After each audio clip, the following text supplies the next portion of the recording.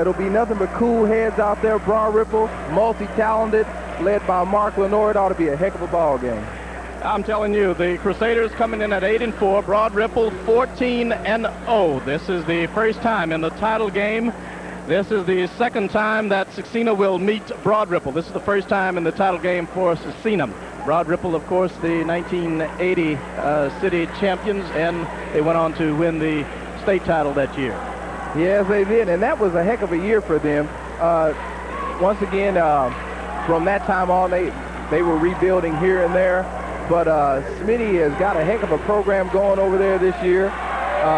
The junior varsity team just captured the city championship just a few minutes prior to this game in a heck of a game against Tech, where they won that game by, I believe it was 2 points. 2 points, and that was a heck of a game. The crowd was into it. You can hear that we have an excellent crowd here. It's going to be kind of loud tonight. The teams are on the court. We've got about 38 seconds or so before we run them off and get the action started here. To our left from our vantage point are the Crusaders. You're looking at them. And to the right, the Broad Ripple Rockets. We mentioned their first time being in the title game. They lost to the Rockets by 13 points in November. So these two teams have met before. Yeah, and they're well aware of what this Broad Ripple club is capable of. Like I said, they're multi-talented, just a tremendous offense. They're ranked, I believe right now, 5th or 4th in the state overall in either poll, depending on which one you look at. And we're going to be just in for just a heck of a game. Okay, so we're getting set to see the opening lineups.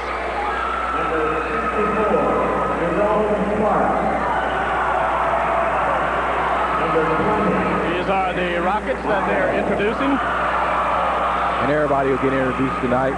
That's one good thing about these games.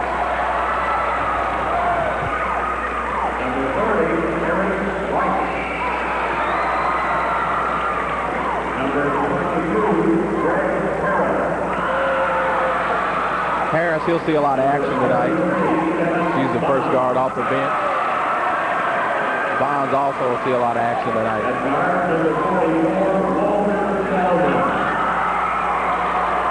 44, Walter Shellman, 5'10", 155, sophomore. Talented young man. We're going to hear some things from him over the years. Tom Hayden is 6'3", 160. He's the Skywalker on the club. Terry Bryant is 6'6", 150, a senior. And number 23 is Patrick Jelks. Patrick is the workhorse under the board. Mark's the captain, Mr. Everything, Mr. Broad Ripple, leading scorer, leading rebounder. I believe he leads the club in assists. He leads them practically in every category. The head coach is Bill Smith, and Bill is quite a fella.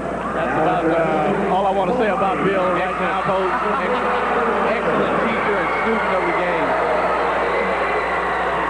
The Crusaders at 8-4 in the title game tonight. Number 10 is John Duffy, 5'10", 160.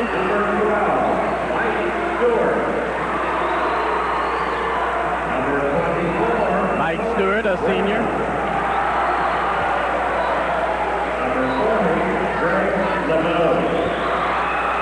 Greg LeBeau is 6'2", 170-pounder.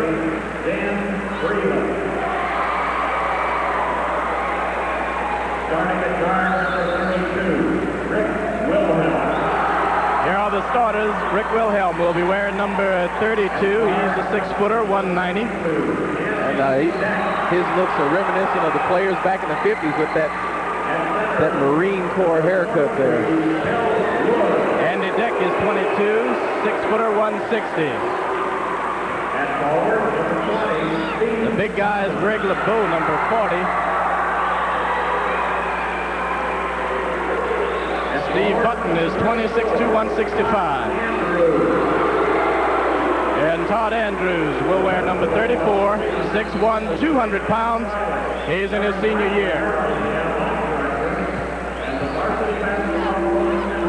I'll tell you, for right off the top, I expect a cautious Broad Ripple.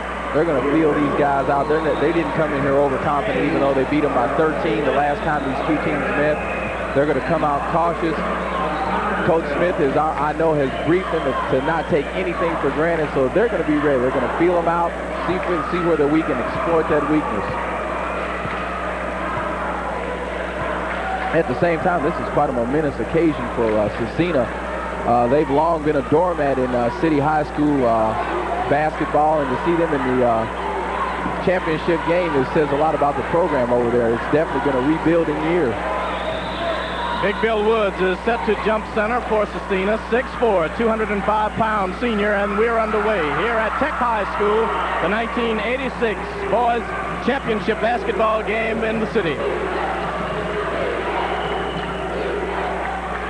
The Crusaders get it up first, no good. Broad Ripple rebound, and here come the Rockets. They give it to Lenore. He's Mr. Everything, as Darrell has mentioned to you. He goes inside. The ball comes back to the right corner from our vantage point. That's Tom Hayden. Hayden is no good with it. Rockets rebound, and we get a call underneath. Well, Lenore is a well-built young man too. He's not lean at all, and well muscular.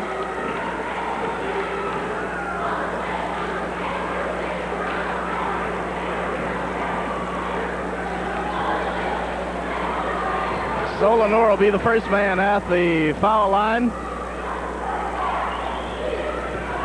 6'4", 185, quite a specimen.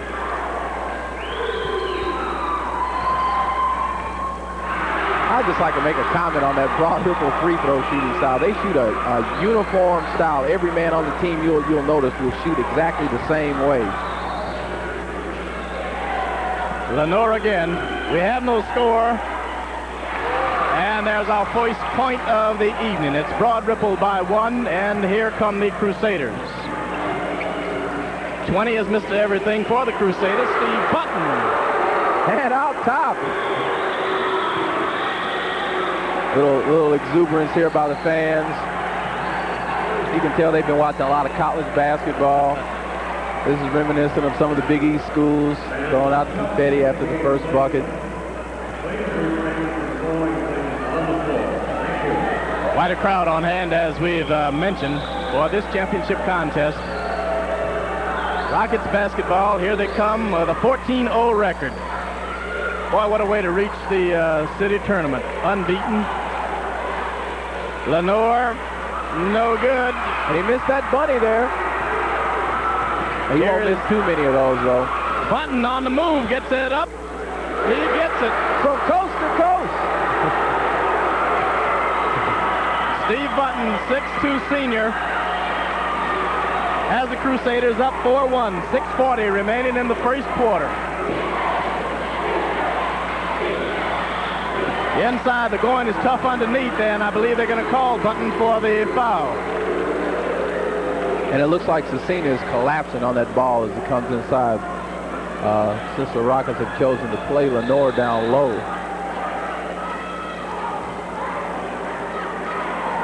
That's a shot there. He's away short. Button on the move again. And Button lets it go. Kind of angry with himself there. But it was either a sure bucket or a foul. Well, we've seen his speed on 2 occasions. He's taken it coast to coast. Shot from the right side is no good. A rebound by the Rockets. Lenore trying to find the range, can't do it. Jelks come up with the basketball, or rather Bryant, and that's Terry Bryant. 6'6" senior. Mark just a little bit tight. Just a little bit. I think he walked. Oh, they're going to call a foul. He kind of slid in there.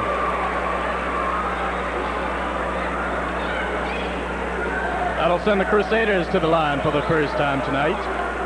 Rick Wilhelm, 6-footer, 190 in his junior year.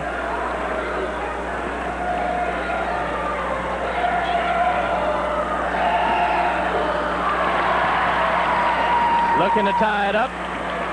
Can't do it on the first shot. Rick's a little tight there.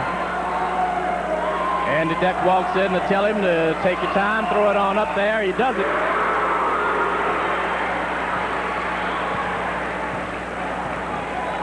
.53, and I don't know what made me call for the tie, and I'm just remembering that we have a neutral field here tonight. The home team is the Cecina Crusaders,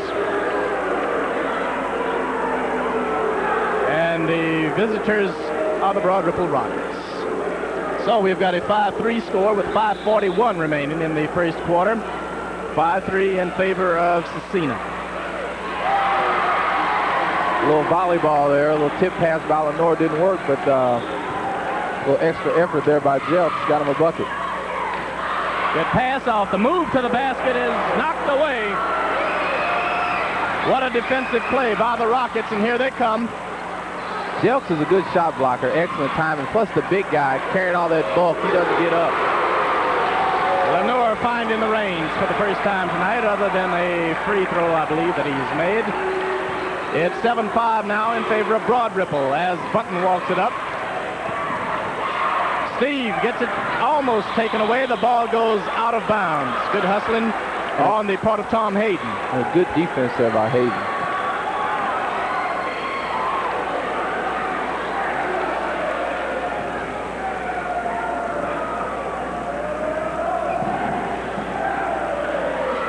Wilhelm Good triggers pass in. there. Andrews,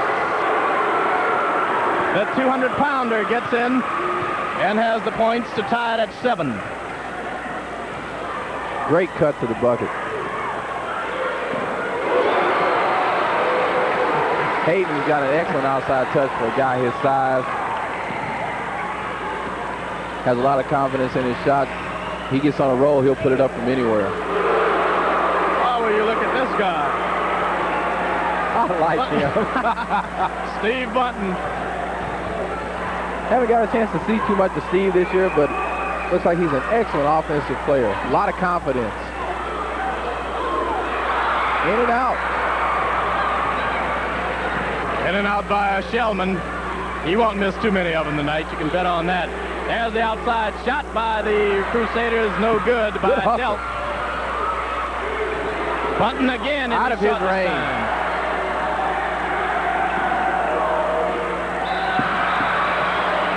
Good defense, though. Good hustle. That was Andy Deck trying to do the damage on the other end. Took the ball out of bounds, and the Rockets will have it out. Even though Bunton has a good outside touch, he needs to make sure he uses good judgment as far as his shot selection tonight, because they're not going to get too many offensive rebounds. Lenore walks it up, passes it off to Shellman. That's Shellman with the basketball. Gives it to Mark from the corner. It's no good, but the Rockets get the rebound. Top of the key is no good. And that's 3 shots. Lenore keeping it alive and getting the points. The Rockets 11-9.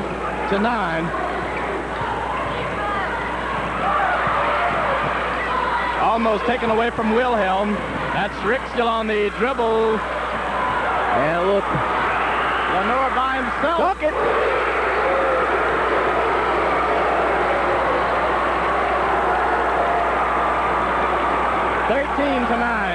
Going under 3 minutes in the first quarter.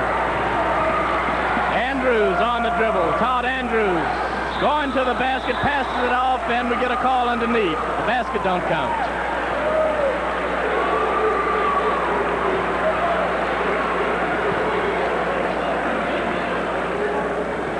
Looks like the foul's going to be on Shellman.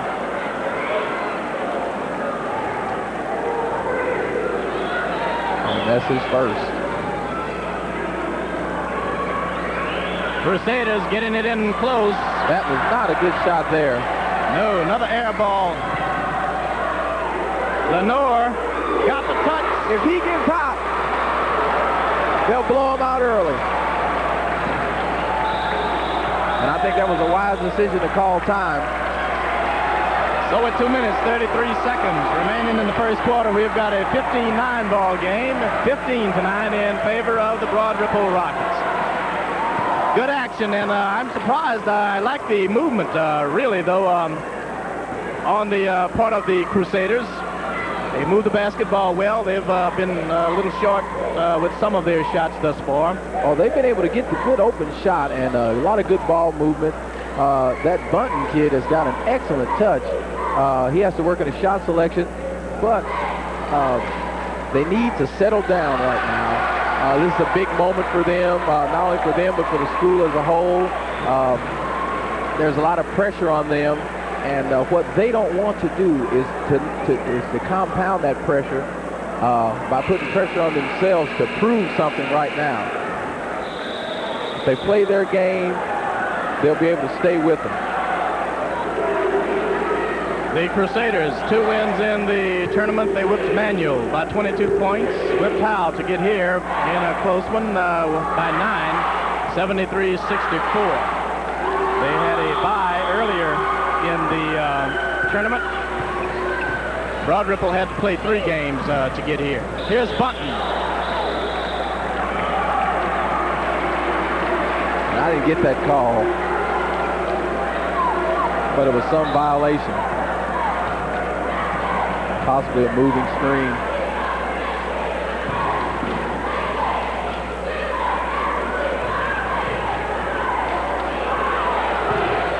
Good pass underneath by Bryant. Shellman gets the points. Walter Shellman is going to be a favorite here. Just a sophomore.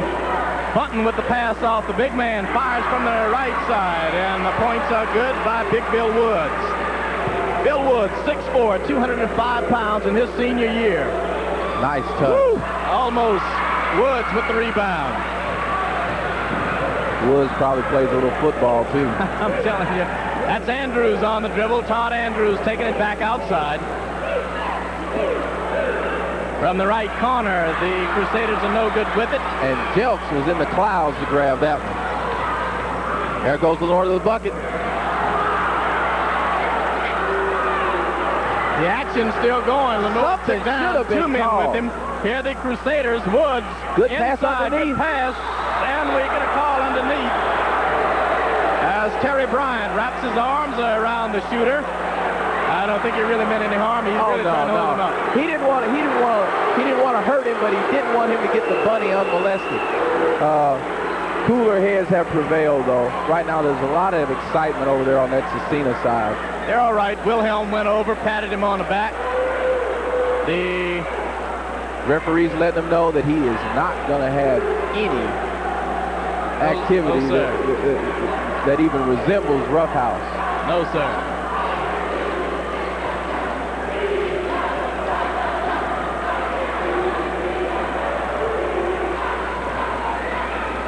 It's an emotional game. I believe that for the rest of this half, they're going to call it pretty tight. Let them know they mean business.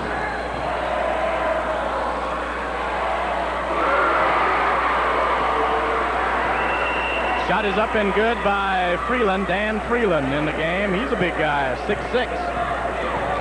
He and Bryant are about the same size out there. No good with the other one, and here come the Rockets. Lenore asking for it. Takes it up to the top of the key, looks at it and lets it go, no good. Bunton on the move, watch him, he's fast. Holds it up. Wilhelm kind of shoots the old push shot, but the big guy just couldn't get it to roll. Lenore. And that's got to be something now. Oh, offensive foul. I can't believe it. They call it on Lenore, going in with it. That's the second time that he's been to the floor. 17-12. We're at 50 seconds now remaining in the first quarter. Fans are on their feet. Lenore goes to the side. I believe he's picked up his second foul. Yeah, that's 2 on Mark, and they're gonna give him a breather right here the rest of this quarter. Know he's getting him in foul trouble. They're gonna go, but we've seen the Rockets play without Mark, and they're still an excellent team. As a matter of fact, they're a better ball-moving club without Mark. Steal. Shot. Oh! Patrick Jeltz.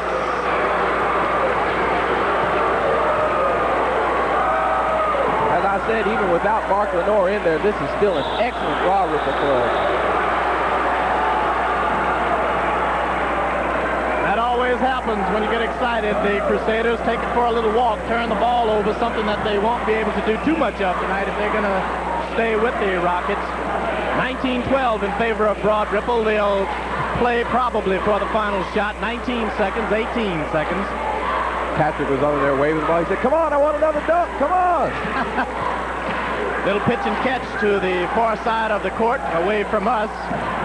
And he's going in there for 6 seconds. Just decided to roll it in. Oh, that was pretty close. There it is, 21-12 in favor of Broad Ripple after 1 quarter of play. And we've got quite a contest here, a whole lot of action going for us in the 1986 Boys City Basketball Tournament.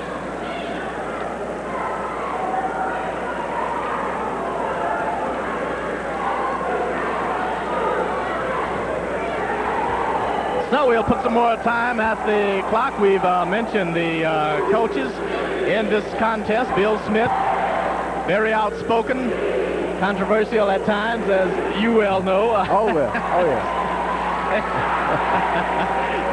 He demands discipline. We might note that, Darrell. You know that he set the big boy down for disciplinary reasons. And he doesn't have a problem with that at all, because he's a man of principles and standards, and it reflects in his players. Mark Lenore missed 1 game for disciplinary reasons. It was never explained, and so we'll let that go at that. Bob Hasty is the head coach of Scena.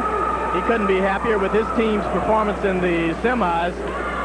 He said, of course, that was the big game for them, and of course it launched them here tonight in the championship game. And they beat a tough Howe Hornet team to get here. I've watched Howe over the season a couple of games, and they're a scrappy club. So they're well aware, they're capable, rather, of playing a good ball game. So Tom Hayden came out and took a shot for the Broad Ripple Rockets. No good. The ball will go to the Crusaders. 21-12 in favor of Broad Ripple. We're in the 2nd quarter of action. That young man has been doing that for a while tonight. Steve Bunton.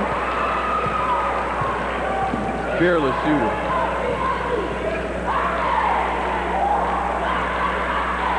From the corner, it's no good by Bryant. And look at Jeltz. He's a workhorse.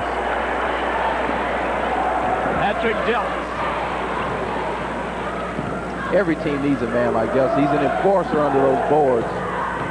Crusaders are going to have to try to stay close. Good move to the bucket by Todd Andrews.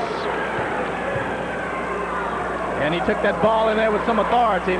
Outside shooting has been horrendous tonight. There's Mr. Sheldon. 25-16, Broad Ripple. Here are the Crusaders again. Kick it back out. Move to the bucket was unchallenged. But I think he was kind of confused as to what he'd do. Bryant can't get it to drop. What a shot. The crowd liked it. He'd have liked it a lot more if it went in. Oh, yeah. Smitty would have liked it a little better, too, if it went in.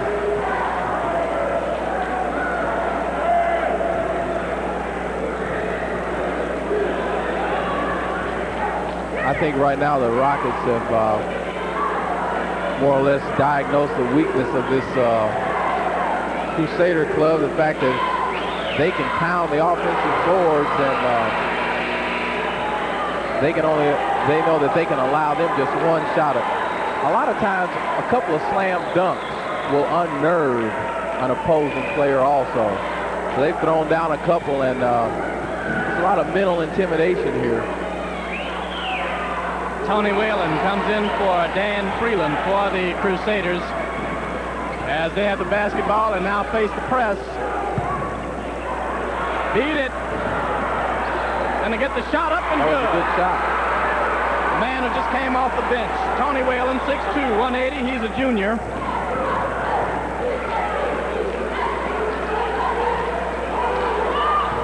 27-18. They're playing a 2-2-1 zone. Good pass underneath. Hayden couldn't handle it. Bunton on the move. The pass off to Deck. And Deck can't get it to drop. He made him change his shot up a little bit under there. He definitely had a clear lane to the bucket. Big guy with the rebound, Woods. Here the Crusaders again. They get it down fast. And they need to play their game right now, which is ball movement. They play a ball control offense. And they are not going to win this game trying to play Broad River's game. Not a good shot there.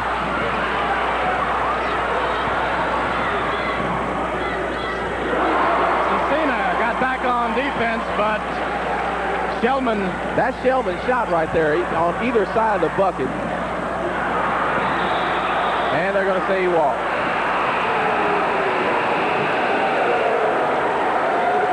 Some of the fans think he tripped him, but Todd got a little out of control there, trying to make that move over there. Yeah, exactly.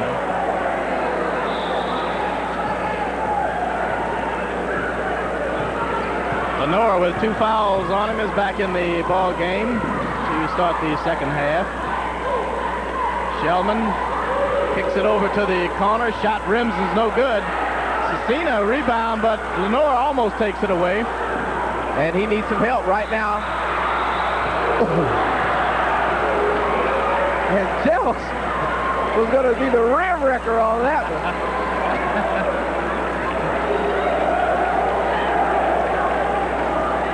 Rockets basketball. No, Cecina. Rockets thought it was their ball. No, they don't get it. They keep the press on. Crusaders break it. Bunton across the court pass. Good ball movement. Right now, though, Cecina seems just a little bit flustered. Todd Andrews is good on the shot. Jelks underneath. Oh, he missed the bunny.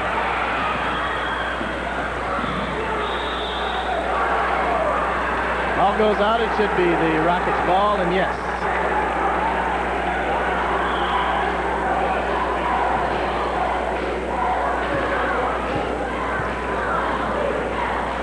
Good pass in the corner there by Lenore. And you can't give Hayden that shot.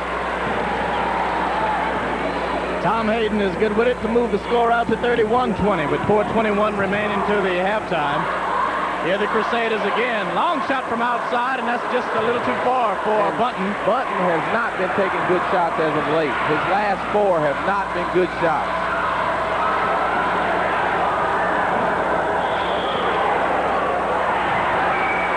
And they call a walk.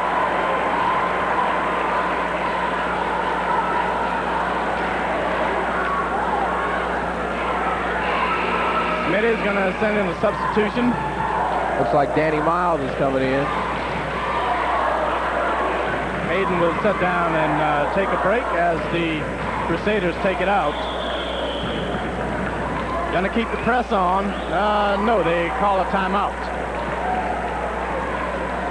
So with the timeout, that'll leave us 4 minutes and 3 seconds remaining to halftime. It's 31-20 in favor of Broad Ripple. And right now things are going along just according to Broad Ripple's game plan. They're basically playing their game, which is a fast break offense. They play basically a controlled break and pressing defense.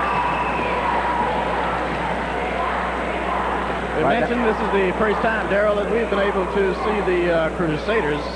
Cena, I believe, well, our first Catholic school that we've done this year. Yeah, it is.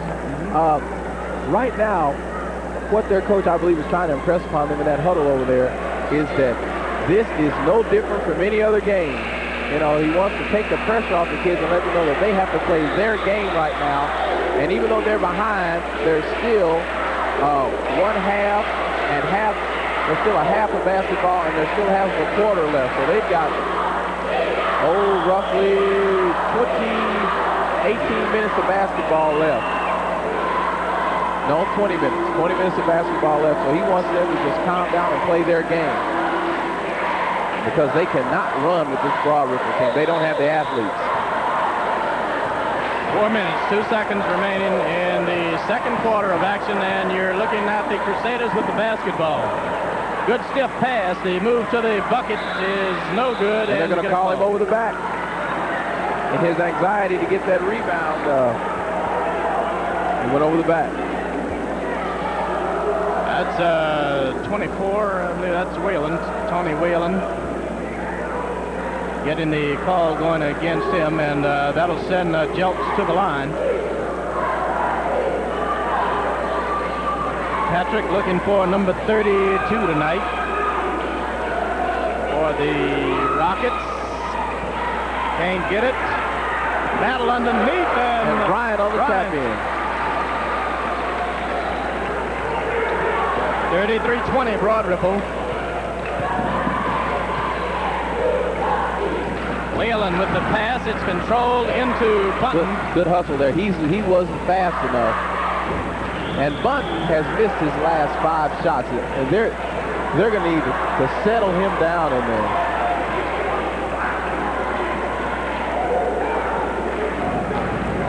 They're going to need to play their game, which I say once again is a controlled offense, and get Bunton open with some screens for those shots in the corner and on the wings. Foul was called underneath. You'll notice that Broad Ripple is blocking out good on that defensive board. Cecina not able to come away with any rebounds on that end. There they are again, 3 of them under. Not at all. That's Shellman on the dribble, gives it off to Bryant. Bryant holds it. He's got to do something quick. Not a good pass there by Jelks. Now we'll see what Bunton does with it.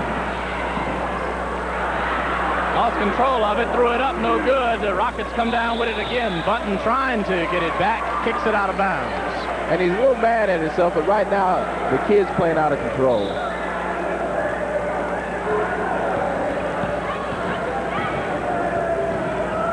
Shellman brings it across.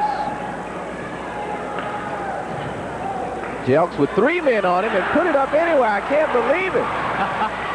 It was tapped from behind him, no good. Good defensive play on the part of the Crusaders. Long shot from outside is no good, and they're doing a little bit too much of that perhaps. And that was not a good shot. Right now, Cecina is completely out of their game. Shellman at the key, no good. Comes off to the Crusaders. Got a man down here, didn't see him in time, so they hold it up. They're walking across. Right now, the only thing keeping them in this game is the inconsistent shooting of Broad Ripple. Move to the bucket is good by, it's Whalen, Tony Whalen.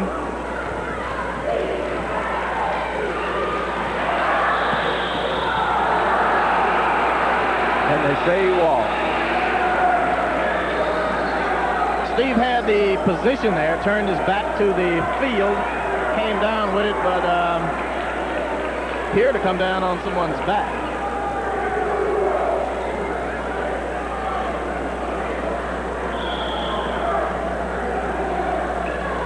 Came down out of control again, as you mentioned.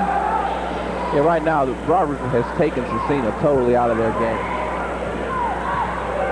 And that's what Coach Hasty is going to have to do in that locker room at halftime. He's going to have to get them back into their game, not only physically, but mentally. Playing pitch and catch with it on the far side. You see Bonds looking underneath for that back door. Keep it outside. Bryant holding it, gives it off to Miles. And I really don't see the logic in this. You're up by 11. Why put it on ice right now? I think they're looking to go down inside to Bonds. Bonds is still on the far side as though he's playing the part of a sleeper. Get it taken away. See, that's not Broad Ripple's game. That's not their game to slow down offense. Outside shot is no good by the Crusaders. And right now, that shot right there is indicative of what's been going on within the entire first half. It's just They're just out of their game.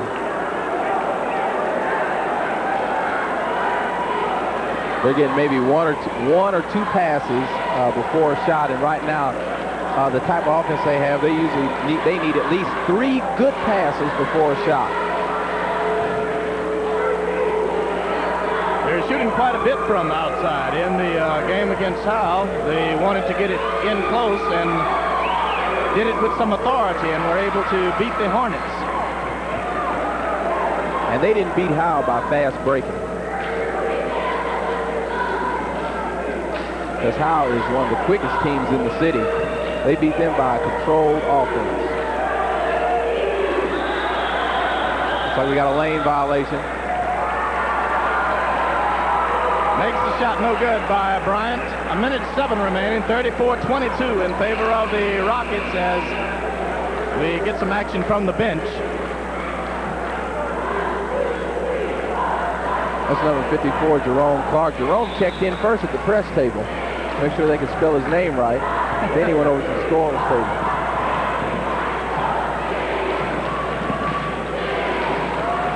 Crusaders pass it around. Button not shy at all. Can't get it to drop, and the Rockets get the rebound, but we're going to get another call. And right now in this quarter, he is 1 for 8 from the field.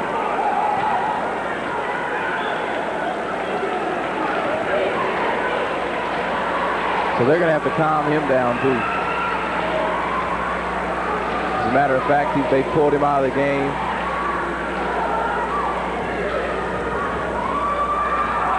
Messina has Greg LeBeau in the contest. He's number 40. Rockets still with the basketball, and they can't get it to drop, and we get got a walk on Clark. Michael Dodd reports in wearing number 50, and Kevin Bonds goes to the bench for Bill Smith. 50 seconds remaining to the half. Big lead by the Rockets. They take it away. And they're not going to be able to get that ball inside with just one pass. The Broad River Rockets are just too quick. Got him over and back. Crusaders will have the ball, have a try at maybe the final shot.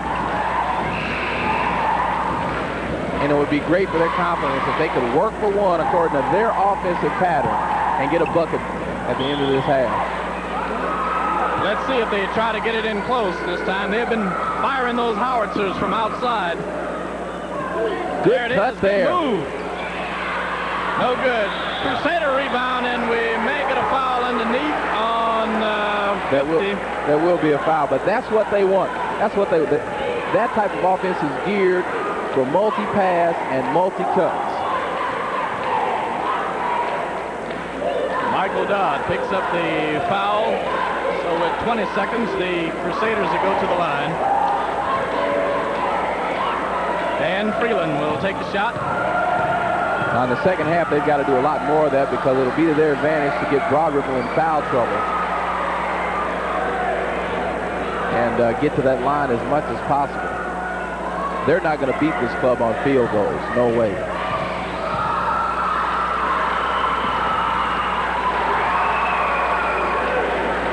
.23 in favor of Broad Ripple. 20 seconds when the clock starts. Rockets are going to hold it.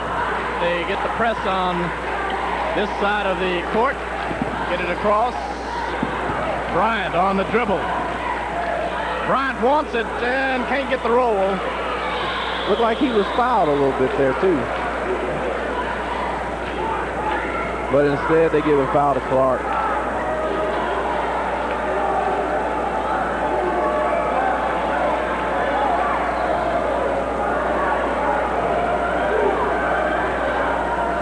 Clark, a 6-footer, 185 in his junior year. You'll see the patented Broad Ripple free throw. Comes off the bat. And I don't like it. I'll pass that along to Smitty, and we'll see if see if we can get him to make some changes next year. I believe next year they're going to try something else and let every kid develop his own style, something he feels comfortable with. Shot at the buzzer is no good by the Crusaders, and so after 2 full quarters of action, we have got the Broad Ripple Rockets in the lead, 34-23 over Saxena.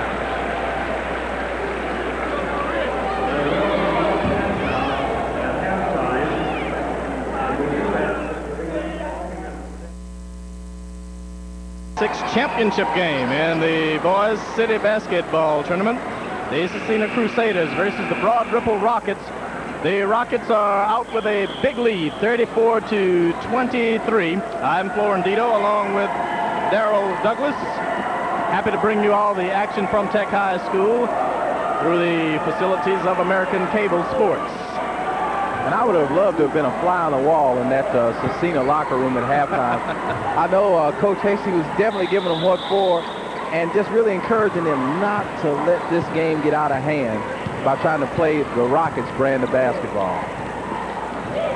Nobody in double figures as far as the scoring goes. Lenore has 9 points. Bryant has 7 for the Rockets.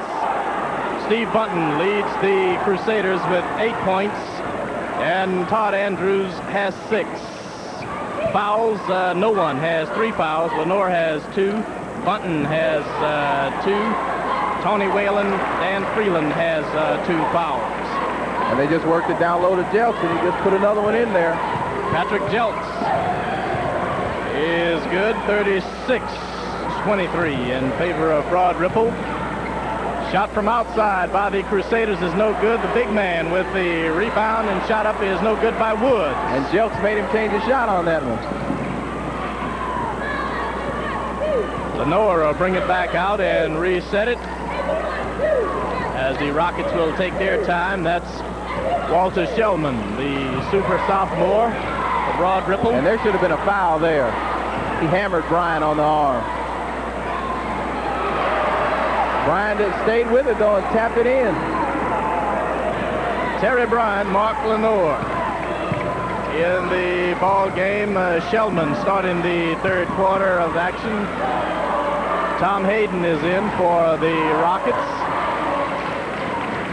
The Crusaders counter.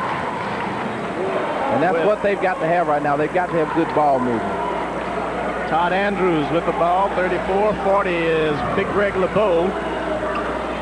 Big man inside is Woods, and he gets it. And right now they have to have that. They have to play a controlled offense to slow down these high-scoring Rockets, who are averaging close to 80 points a ball game. One of the highest scoring teams in the state right now, if not the highest.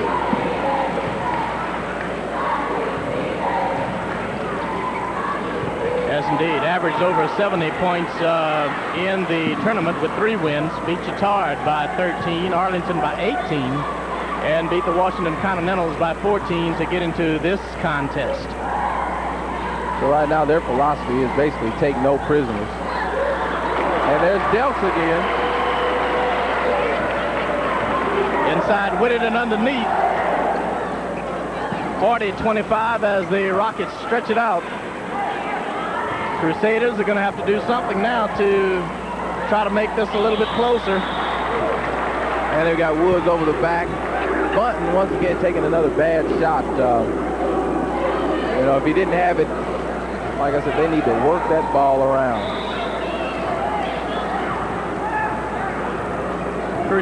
Crusaders not shooting at all here tonight. Started off well. Bunton was firing the basketball, but he hasn't been able to get anything to sink of late. Comes out in favor of the Rockets. The Crusaders finished the other night in the semifinals, Darrell, on top of house, shooting 25 of 42 for 60% from the field. They had 18 of 27 from the charity line at 67% shooting average, and that's the way they disposed of the Hornets. It looked like he walked. And you can attribute that to a ball-controlled offense. A team like this is usually known for 3 passes before a shot. Right now, they're getting 1 pass, maybe 2, and putting it right up, and no second chance. 40-25 as Lenore kicks it outside to Shellman. Shellman over to the right side to Hayden.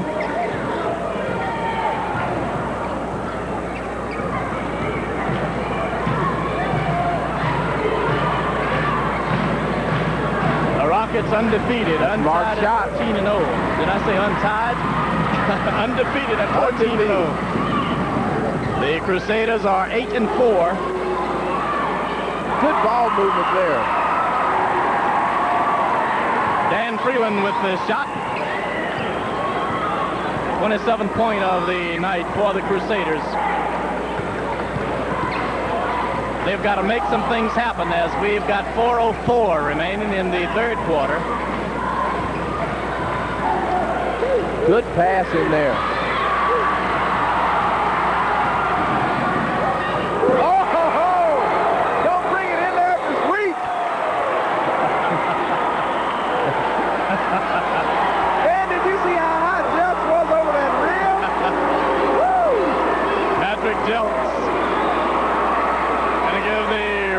The basketball, and Hayden will have it out. Now see that, a shot like that will do a couple of things. One, it has a tremendous mental effect on a player. Steve Button can't get it to drop, and the Rockets come down with it. So right now, Jelks has been the intimidator underneath this entire game.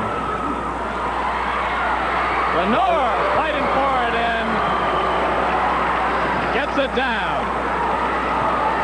Boy, that'll break you back. I'm telling you, the Crusaders saying, what in the world? And right now, they just can't get anything to go. Broad Ripple's getting 3 shots at the bucket, 4 if they want it.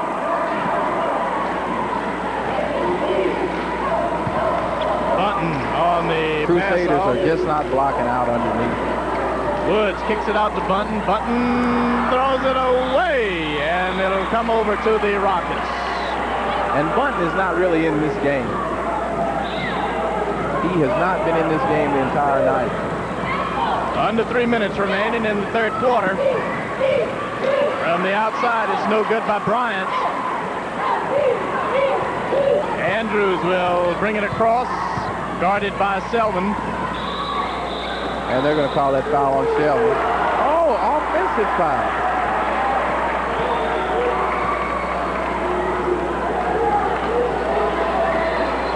You know, that's a strange call. It can go either way at any moment.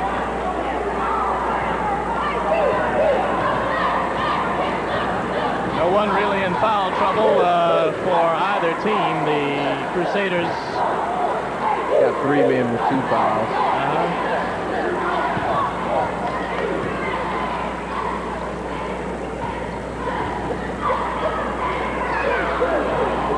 That's where he likes it.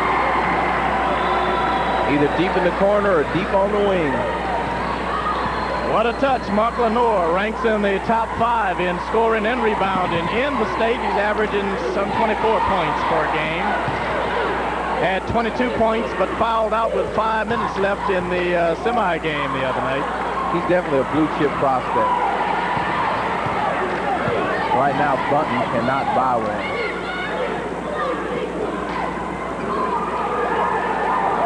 There he is again, though. They got Bryant over the back.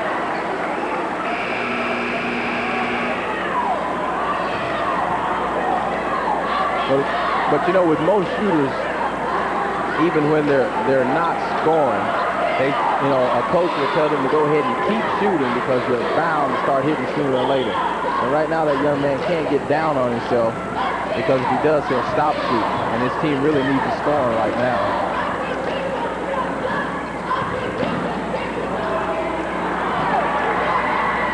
Good outlet there.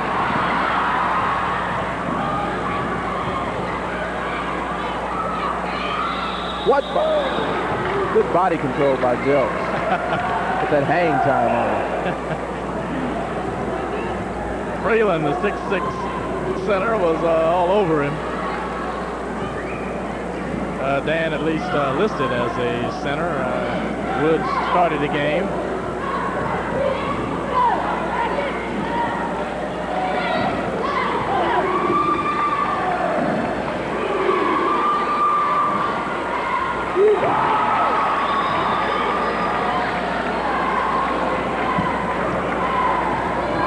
making it look easy from the line, 45-29.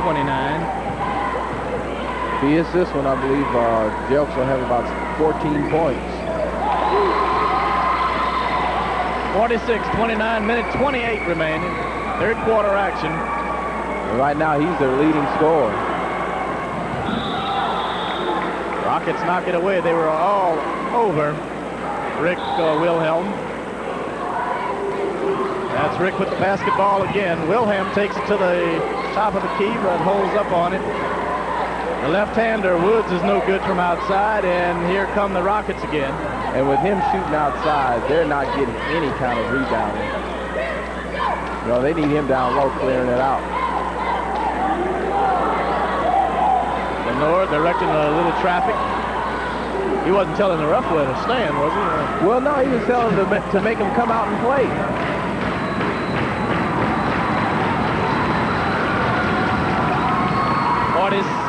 44 seconds. And the Rockets looking for a good shot. Has it way out with Lenore. On the move, loses it. Not a good pass. Call the double dribble on Andrews. Todd, I believe, was looking at that bucket. Yeah. Couldn't find the basketball. And was trying to get a pass to Bunton. But right now, mentally, these Crusaders are not in this game at all. And being down by 17 points doesn't help either.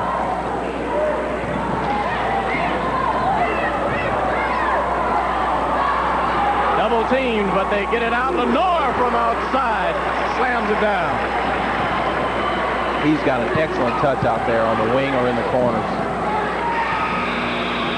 Took a little too much time to get the shot up. Did Mr. Freeland, Dan Freeland, no good with it. You can credit Jelks with some good defense because he made him think about that shot. So the third quarter is history here at Tech High School. We've got a 48-29 score. Broad Ripple Rockets way out in front in the championship game here in the Boys City Tournament. You know, Darryl, we're talking about the shooting. It's bad, really, by Cicino. They started off good, kept the ball game close for most of the first quarter. Bunton started out as though he were going to burn the place down, but he's trailed off. I was looking at some of the stats from the other night in the semis. The Rockets had 5 players in double digits. The Crusaders had 3 players in double digits in the semis. And Lenore getting a big 22 points. Bunton had 28 points in the game the other night against Al. And it goes without saying that the kids are scored, but let's face it, when you can put 5 men in double figures, that says a lot for the balance out there on the floor. Even when it's obvious that Mark Lenore is Mr. Everything, he's got the best supporting cast in the entire state, I believe. So here we are in the final quarter. The Rockets. Some of these kids that are on the bench for Broad Ripple, they could be starters at other schools. Yes, they could. Rockets just a quarter away from winning their 15th ball game.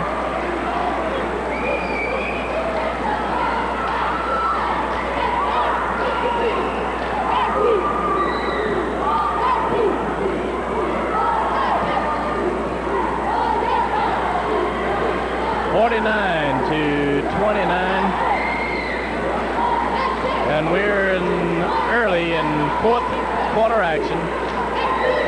We're at Tech High School where we're watching the championship game in the 1986 Boys City Basketball Tournament. Some more basketball will be played after this as Cicina will go on to play Manual, Warren Central, Tech, Park Tudor, Northwest, Ritter, Howe, and they'll go to Greenwood to close out their season. The Rockets gets it down, and that's Mr. Selman. Broad Ripple will go to Washington. They'll play Buff, Addicts, Rockville, Cathedral. And you've mentioned the Gary Roosevelt game that they'll play at the end of February. That ought to be a heck of a game. The teams up north are well known for their talent.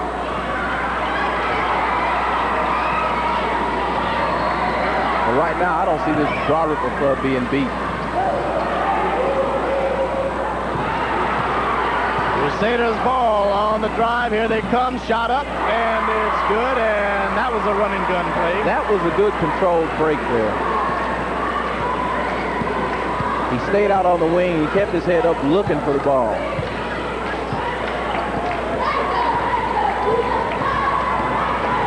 (50-31), the Rockets with a big lead. Perhaps very much too much to be overcome by the Crusaders. Here's the pass inside, almost gets away, but Lenore has reverse. Excellent reverse layup. That guy has such a touch. Got the Kareem off of one of his players and just put it up. That shot, it drops for the Crusaders as they have their 33rd point of the night. 6:16 remaining in the contest. Right now, I can say that with a 19-point lead and with 6 minutes left in the game, it's very doubtful that these Crusaders are going to come back. Broad Ripple would have to just totally collapse, and Coach Smith will not allow that. The Crusaders at 8-4, coming in their first time in the title game, find themselves behind big in this one. Head coach Bob Hasty with his assistants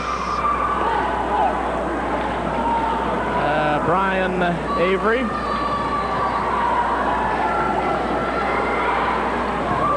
Got to be proud of their team. I don't know. They're happy to find themselves here. Definitely. You know, they've never been in this position before. He's got to be happy. Right now, he has a nucleus on this club. He's not going to lose too many. Well, as a matter of fact, he's only going to have 2 returnees. I don't know what sort of a JV club they'll have, but at least they'll have set a precedent this year with the winning ball club.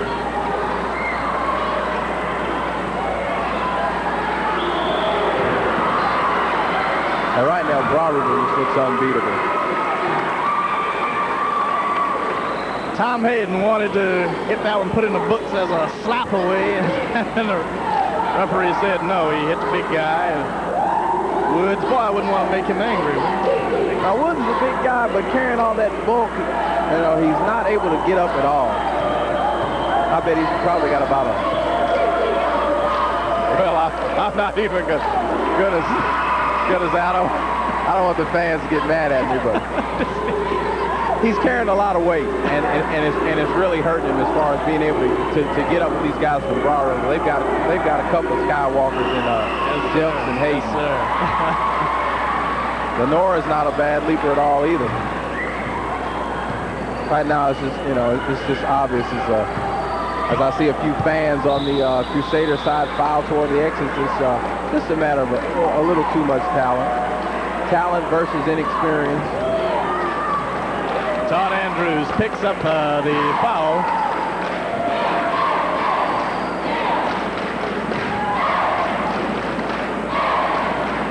Yeah, the Crusaders, yeah, you just look down their roster, Darryl. They came back with 6 lettermen, and all of them will be gone, I believe, at the end of this season. Yeah, they're losing their entire roster with the exception of Whalen and Wilhelm.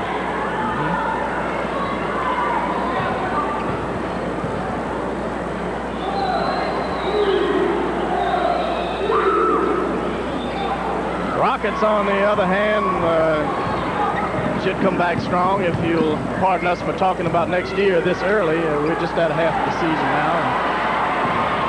Long way to go. Well, they got Shelvin back for 2 years. Yes, sir, 2 years.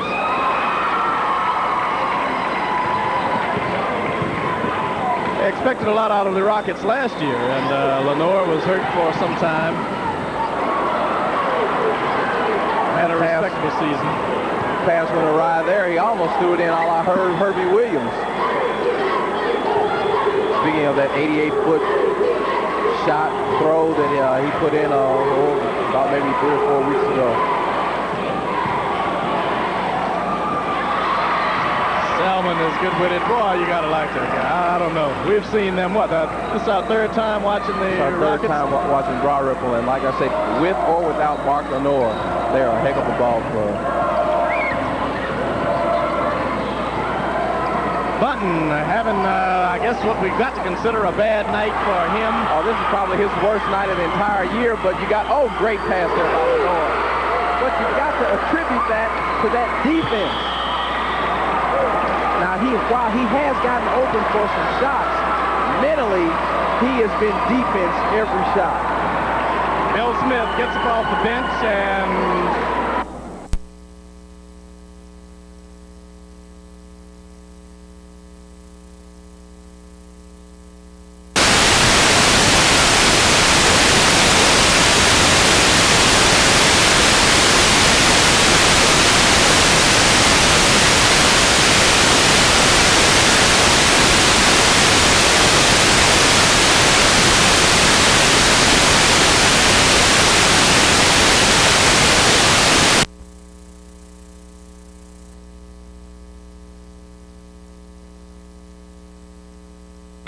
Why not showtime? The Crusaders will give Bill Woods a breather. Send in a freshman, number 12. Coming in will be Mike Stewart for the Crusaders.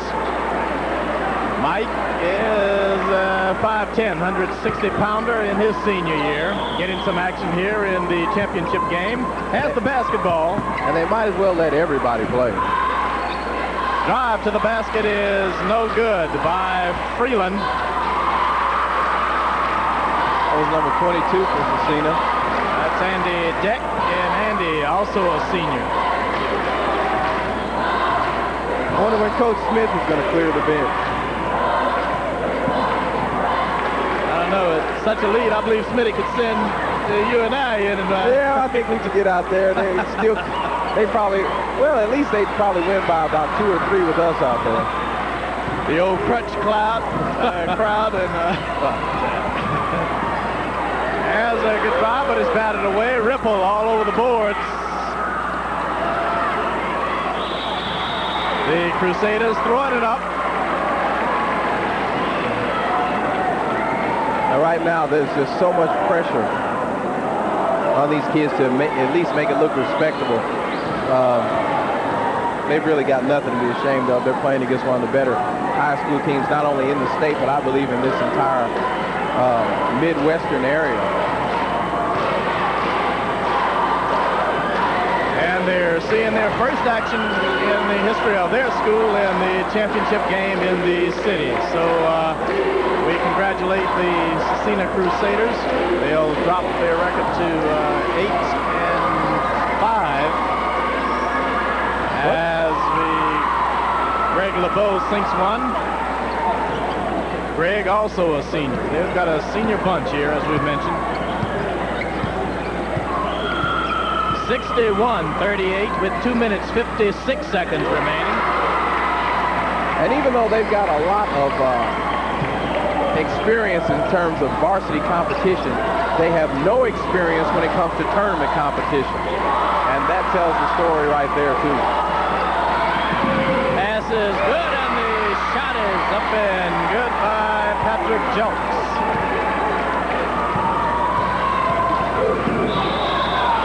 And they're going to call either Mark or Patrick on the reach.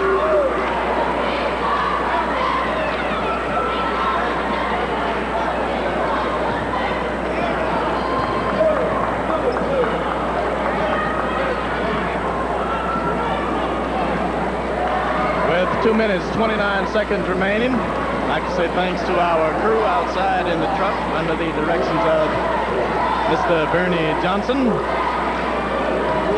the stern taskmaster who carries the whip here. And you got any bruises?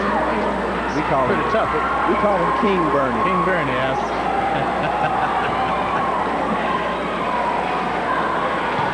But seriously, a good director. We've had fun with it. Selman comes down with the ball. Dribbles it across in no hurry now. 2:22 remaining. Thanks, crew, for all the good pitches. And this one has been fun, although it got to be somewhat of a blowout. The crowd is starting to pile out a little, but they had an excellent crowd on hand. The game before this one was a heck of a ball game. Oh, it was. It was an excellent ball game. But a lot of the Crusader crowd is sticking with their club. They're going to be loyal and just stick it out to the last minute. Broad Ripple really in no hurry now. They don't really want to run up the score too much. This will be the second time this season the Rockets were able to overcome the Crusaders. And there's the bench clearing on the part of Bill Smith. His starters will now come to the sideline. Get a big hand, well deserved from the crowd. I think probably even the Cecina crowd will appreciate the display that they have put on tonight. They have to recognize great athletic ability and a well-coached team. Got to give Coach Smith all the credit in the world.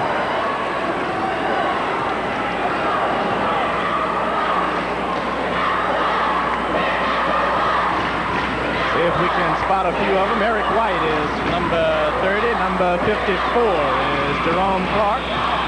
Jerome has seen prior action as we...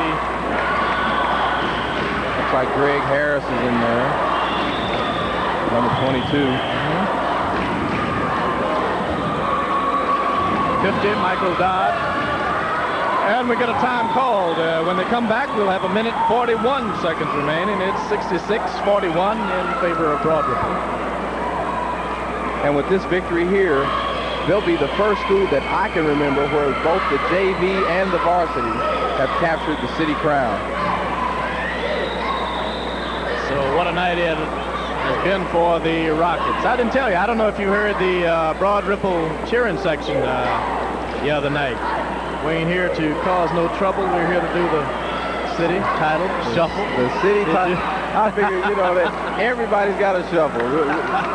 When the NCAA tournament rolls around, we'll hear about the NCAA shuffle, the state shuffle. The people figure if they liked it once, they'll love it twice.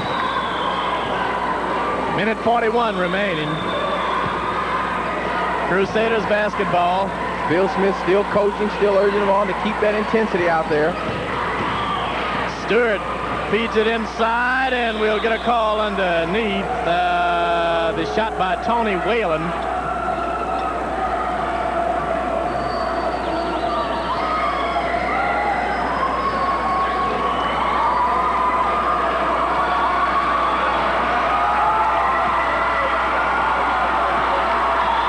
See the banner in the corner. Cecina crowd, or rather the Broad Ripple crowd, on their feet. And believe me, it's going to be party time tonight.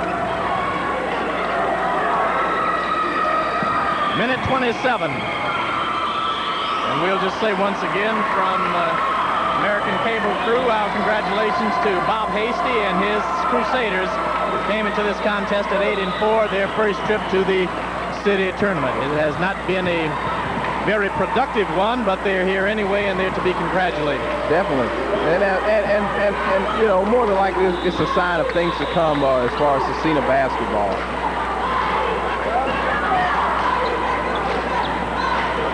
(66-43) with 1:13 remaining. Big Broad Ripple lead. They'll move to 15-0. And they say turn the ball over.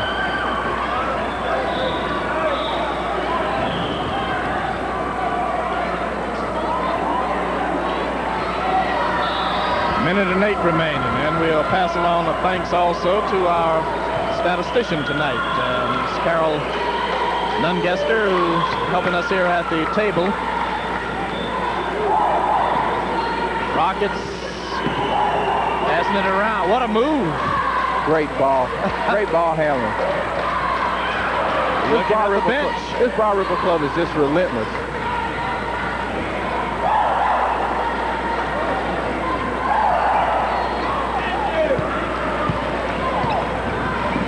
Crusaders with it, almost losing it. But hanging on to the ball was Mike Stewart.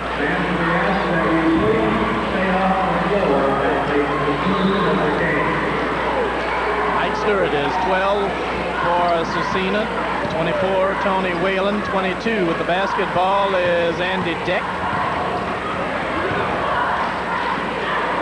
That's Deck, short from the right side. Gets it to drop. And he's got his name in the scorer's book. Mike Stewart, 5'10", 160 senior. And we got an offensive foul on Greg Harris. Harris wanted his name in that book too.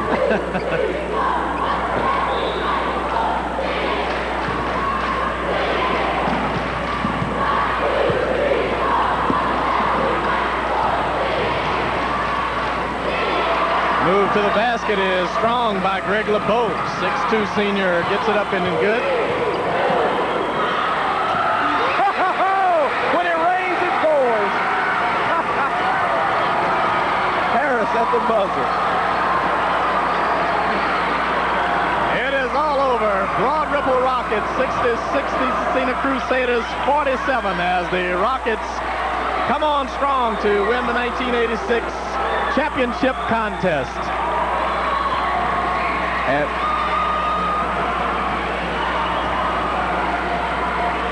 there you see it. The crowd is there as they jump all over the Rockets. What a big night for them. 68-47 is the final score. And Greg Harris got in the books. He was determined. So it's been a big night for the Rockets, and we'll watch some of the post-game action here. As there are trophies to be given out, the Crusaders come to the middle of the court. Heads down just a little, but they'll be lifting up pretty soon. They've got a whole lot to be thankful for. Really, they've got nothing to be ashamed of. They've done something no other Crusader club has done. And if you're going to get beat by someone, it might as well be Broad Ripple. Yeah, might as well be beat by the best. The Crusaders had a first-round bye. They won over Manual in the tournament, 69-47, a 22-point win. They were able to whip Howe by 9 points, 73-64, to get into tonight's contest.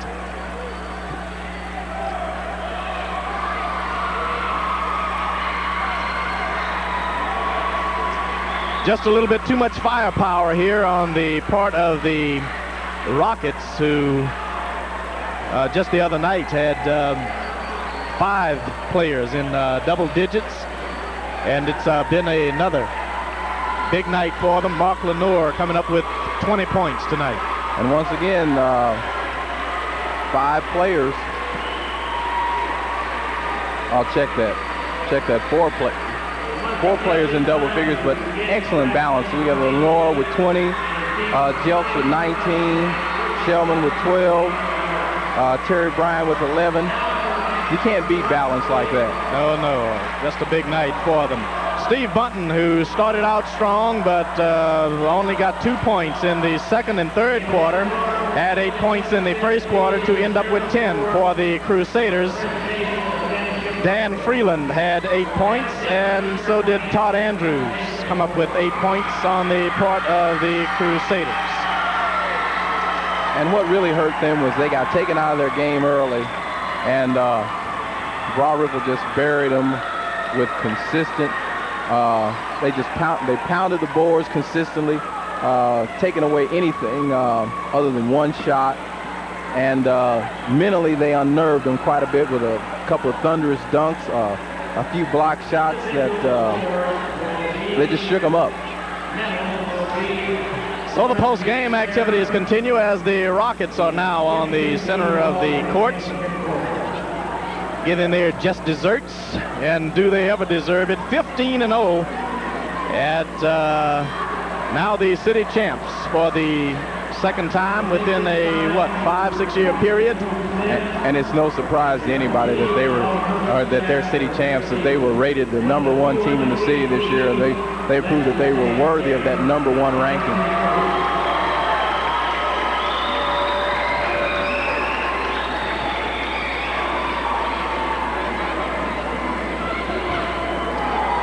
I was reading a little article the other day where Bill Smith was asked, did he feel he should be #1? He did say, according to the newspaper quote, that he didn't like being #3,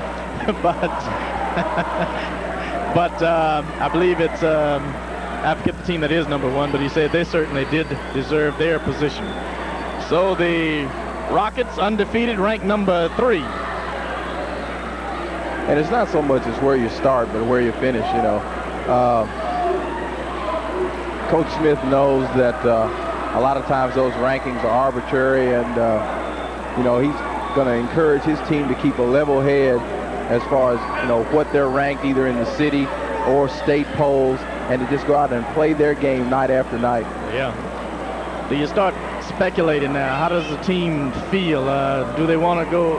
Yes, they want to go undefeated all season. Can they pull that kind of trick off here? And right now, I think, you know, once again, he's emphasizing that, you know, don't worry about being undefeated the entire season, but just be concerned with playing your game and taking one game at a time. And you know, if you're undefeated, it'll come. You know, but it's just there's a lot of pressure, you know, involved in keeping an unblemished record, and really, it's not worth it. So that looks like what it was all about tonight. You see the trophy there as the Rockets hold it up. You see the man who's got it in his hands, huh? Yeah, Patrick Jelks, the workhorse. And there's Bill Smith standing by the... No, Smitty's not going to go up there, is he? They're going to have a little net cutting here. I know, we got to keep the cameras on Smitty there, and they got to have at least 20 guys down there holding that ladder for him. Oh, you better believe they all are. He's got to be proud. We've seen him smile a whole lot tonight, and that's kind of unusual for us. Yeah, because he's usually very intense the entire game. But tonight was a fun game. So once again, it's the Broad Ripple Rockets 66, the Cecina Crusaders 47, the Rockets, the 1986 champions in the city boys basketball tournament. Florendito for Darrell Douglas. Goodbye.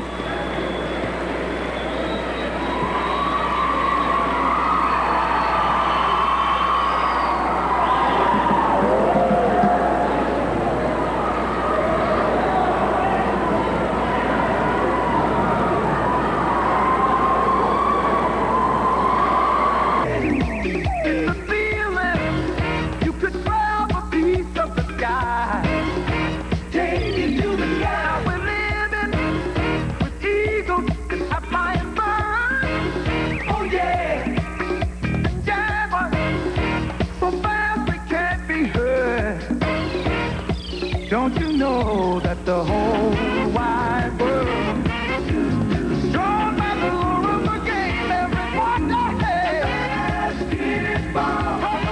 it's the high school gym, it's the hip hoop play, it's the old college track, it's the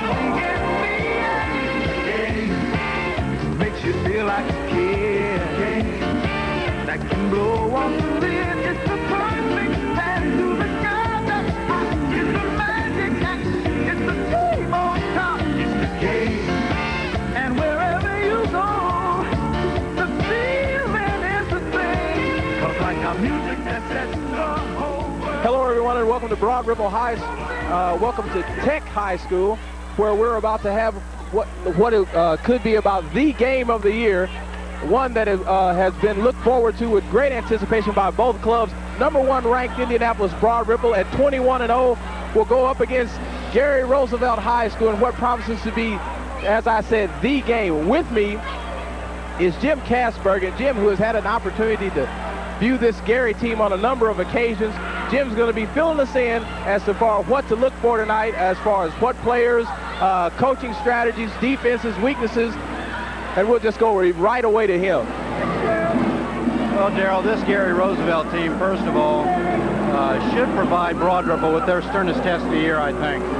The Rockets have already faced a good squad with similar style to Gary Roosevelt's in East Chicago Roosevelt. I think it was their first game of the season. And also the Rockets have faced a good North Central squad in Richmond. But I think here tonight, the Rockets will probably be in for their sternest test. As I said, they aren't on their home floor like they were against East Chicago and Richmond. Plus, they'll have to do it without Tom Hayden, one of their starters, who has a knee injury. I've had the opportunity to see Gary Roosevelt play in the Gary City Tourney up at the Genesis Center in Gary. And believe me, they can jump, they can run, and they're not intimidated by anybody. Two proven performers for the Panthers will be their junior guard, Elbert Turner, and James Scott, who is a senior swingman.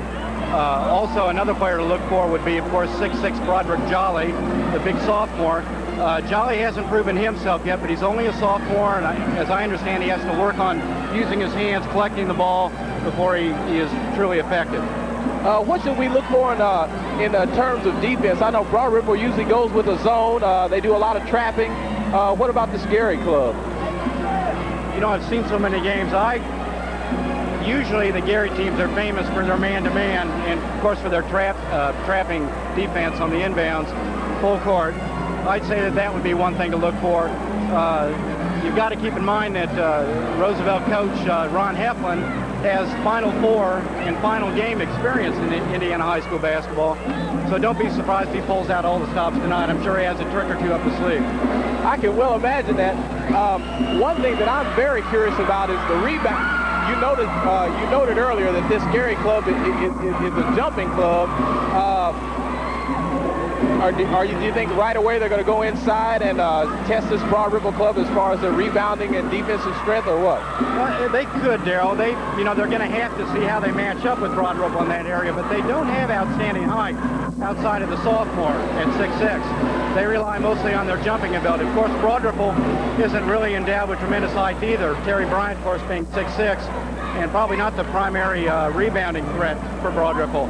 So it very well could be that each coach tries to test the other to find out which of the teams is going to assert the dominance underneath. That could tell the story of the game, of course. Rebounding being one of the biggest factors. If you're not shooting well, there's going to be a lot of loose balls.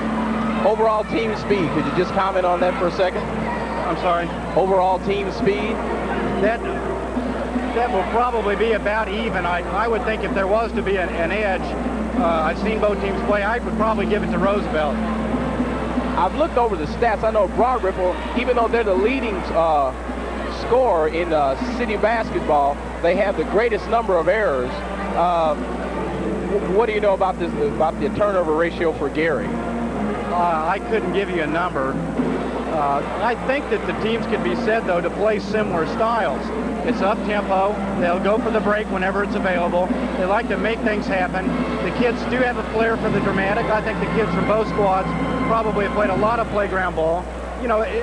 It isn't quite as structured as you're going to see in some parts of the state. It's run and gun, but at the same time, Ron Heflin has, established himself as a disciplinarian. He has his kids under control, and if things get out of hand, he'll put a stop to it. Of course, we know that Smitty does the same for Broad Ripple.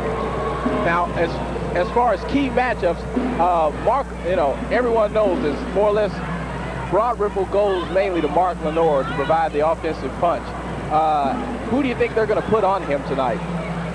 Boy, I don't know, but whoever it is, I feel sorry for him. I wouldn't want to be in his sneakers. It's hard to stop Mark because he's so effective inside, even, after he might miss from the outside. I've seen Mark kind of like a high school version of Adrian Dantley sometimes. He'll get on the inside and just won't be denied. He'll go after the loose ball and just seems to be able to come up with it. So whoever draws that assignment, if it's a man-on-man situation, is in for a tough night because Mark Lenore has excellent range and Mark Lenore is tough inside. Thanks a lot, Jim. They're getting ready here for the presentation of the starting lineups. We're going to go with the PA announcer. They're going to introduce the entire roster of both clubs. So let's just go. Let's just join our PA announcer and get our lineups for tonight's game.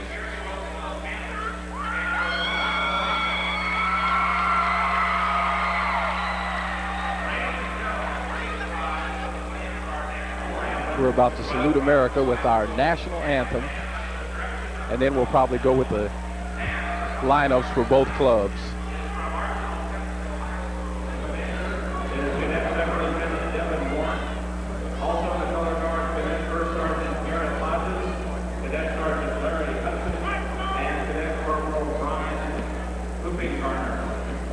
Honor guard is making their way to the floor.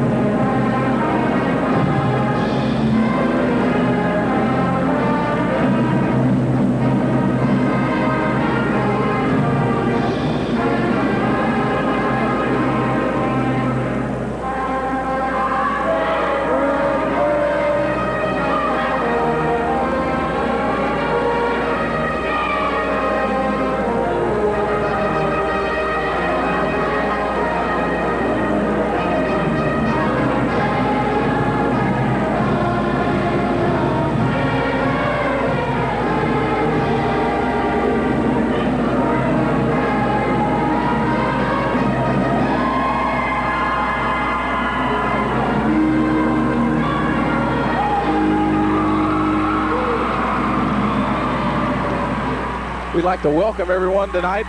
As I said earlier, we're at Arsenal Technical High School for what promises to be the game of the year between #1 ranked Broad Ripple and Gary Roosevelt. And we're back at Arsenal Technical High School, all set for tonight's game. My name is Daryl Douglas, and with me tonight is Brad Sims. And Brad, like I said, we've been looking forward to this game all year long. All year long. I'm looking forward to a fast-paced game this first half. Hopefully, Broad Ripple's. I think Broad Ripple's first-place ranking will show in the second half, and they'll take control of this game and win the game. I really couldn't tell you what margin they'll win this game by, but my prediction is they'll win the game. The atmosphere tonight is just charged. I don't believe, though, that either team is uptight. No, I doubt that. I doubt that. Both teams are up for this game. Gary Roosevelt brought enough fans down tonight to try to equal this out, so I don't think Broad Ripple has too much of a home advantage down here. But this is what high school basketball should be about. Yeah. Let's join the PA announcer for introduction of our lineup.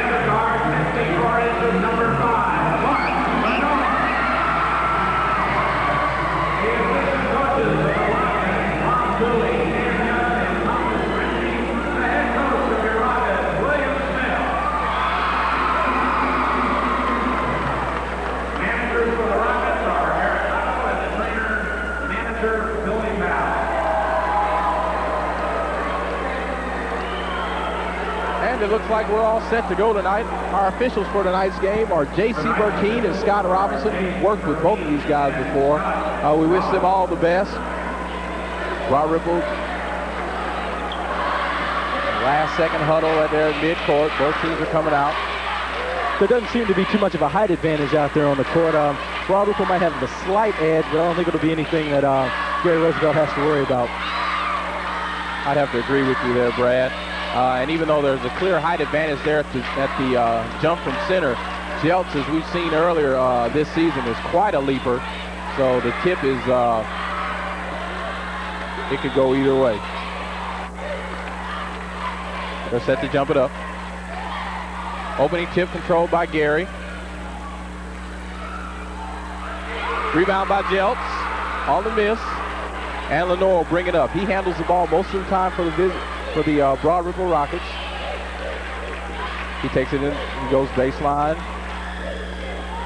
Back in. They go inside to Jeltz. He goes immediately to the glass. Tipped by Hayden No. And a rebound by number 14. That was Marvin Scott. Oh. He got a whistle. Foul on the play. I don't know about that. Both teams missed a couple, that close inside shot there. They might have the jitters. I don't know. I'd like to see a couple more plays to find out.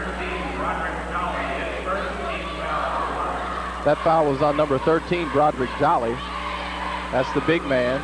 Looks like Roosevelt's going to put out a little full court pressure here, see if they can shake Broad Ripple up early. Lenore brings it down.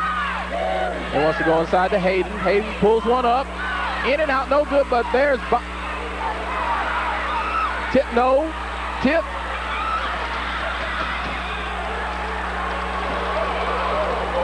Broad Ripple had enough chances there. They just couldn't get the ball down. I don't know what it is. We've seen Broad Ripple earlier. They wouldn't have missed any shots like that. Maybe it's the big game itself. It has a lot to do with the big game, the crowd, the emotion of it all.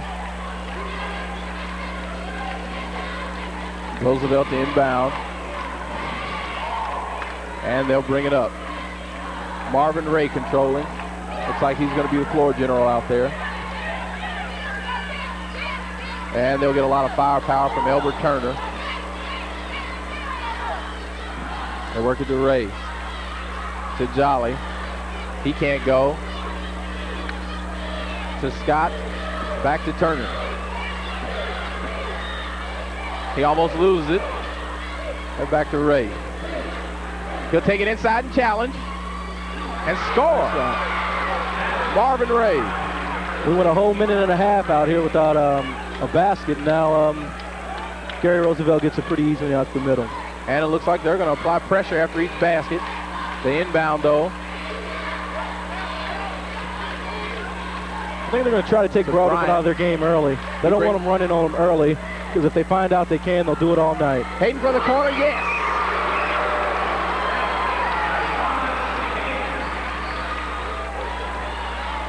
Nice. Took it right up the middle. Right up the middle. That was a smooth play. He took the whole team to the hoop.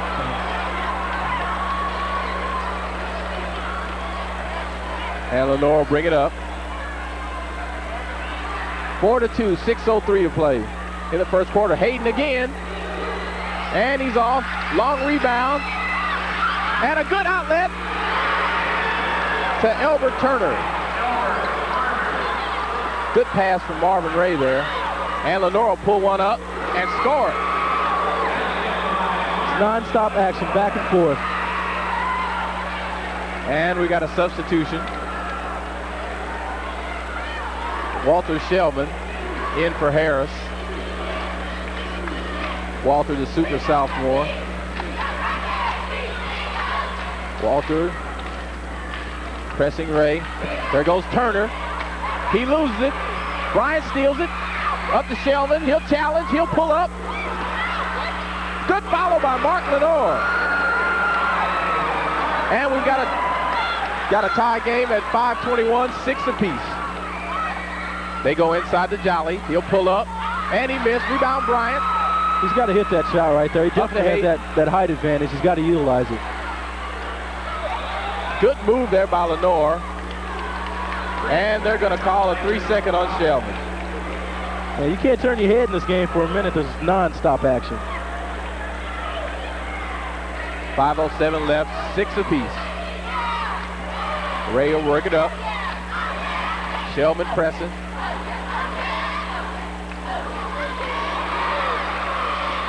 Just score that bucket by James Scott.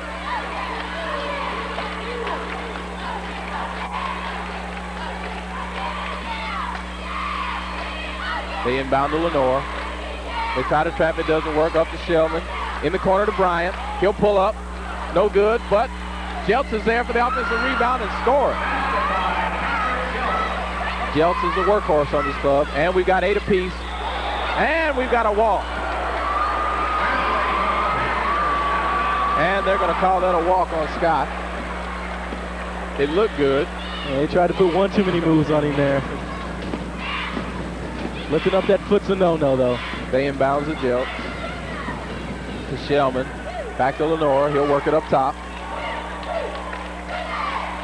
He'll pull up from right there. No good. Good rebound. And they'll run it up court. And Ray challenging, and no. Long rebound by Hayden. He's up to Jeltz. Jeltz. Yes, he stepped. No. He took one too many steps. They're going to say walk. Yeah, he stuttered steps there. Ref was right on it. He was right on top of that play. It looked like Brady didn't know whether he wanted to lay it up or dunk. Yeah. And in that moment's indecision, he turned it over. Yeah, you got to know what you want to do before you even get the ball. Turner to inbound to Ray. He'll work it up. Back over to Turner. He'll go left side. They're going to look for Jolly inside. Good pass by, good backdoor cut to Turner.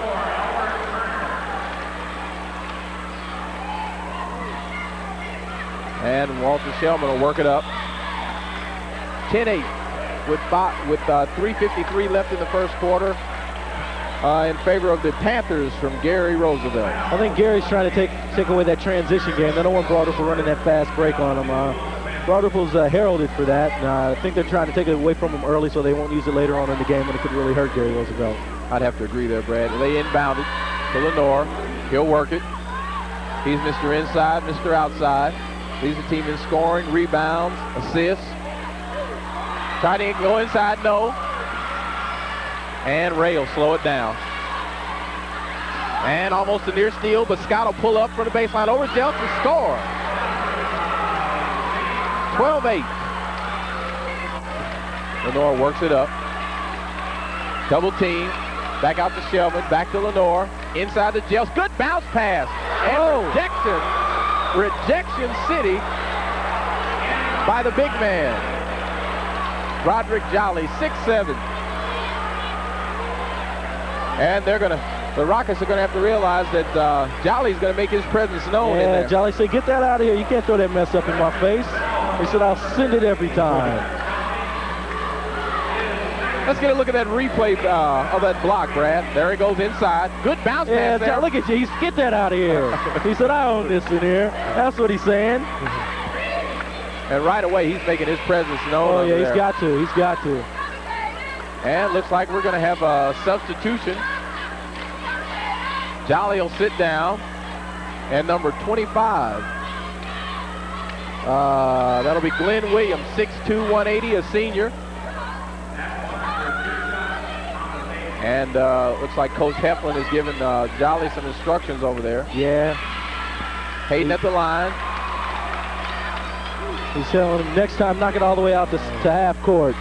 They say it got him a little bit with the body, but it looked pretty good from here. It looked very good from here. Hayden at the line. He missed the first one. He'll go for the deuce. And he'll make it. Split a pair. 12-9 in favor of Gary Roosevelt. Turner works it up. Being guarded by Lenore. He gets by Lenore. Turner will take it all the way in and scores. Nice. Give him the two. Got and the two, yes. Counts. Yes, he took him. Yeah, he took him to the hole. What I've noticed right away about Turner, Brad, is he's got tremendous foot speed. Yeah. Mark Lenore is going to have to respect him on that and give him a little bit of room, and let's see what kind of outside shot he has. Yeah, he's got some moves out there. More moves than U-Haul and Mayflower put together. That's going to be the first foul on Mark Lenore. 3:11 to go in the first quarter. 14-9 in favor of Gary Roosevelt. I think what it is Mark Lenore is kind of a big guard out there, and against a smaller, quicker guard, he'll get taken to the hole. And he misses the three-point attempt, but inside rebound by Scott. That's a mental thing. We talked about that last week. You got to learn to block out. They're going to have to block out. They're double teaming, almost a near steal. Mark Lenore controls, up court to Shelman, to Hayden. Hayden will go back to Lenore. He'll set up the offensive play. They're going to try their half-court game. Over to Shelman in the corner. To Hayden. They're looking for someone inside.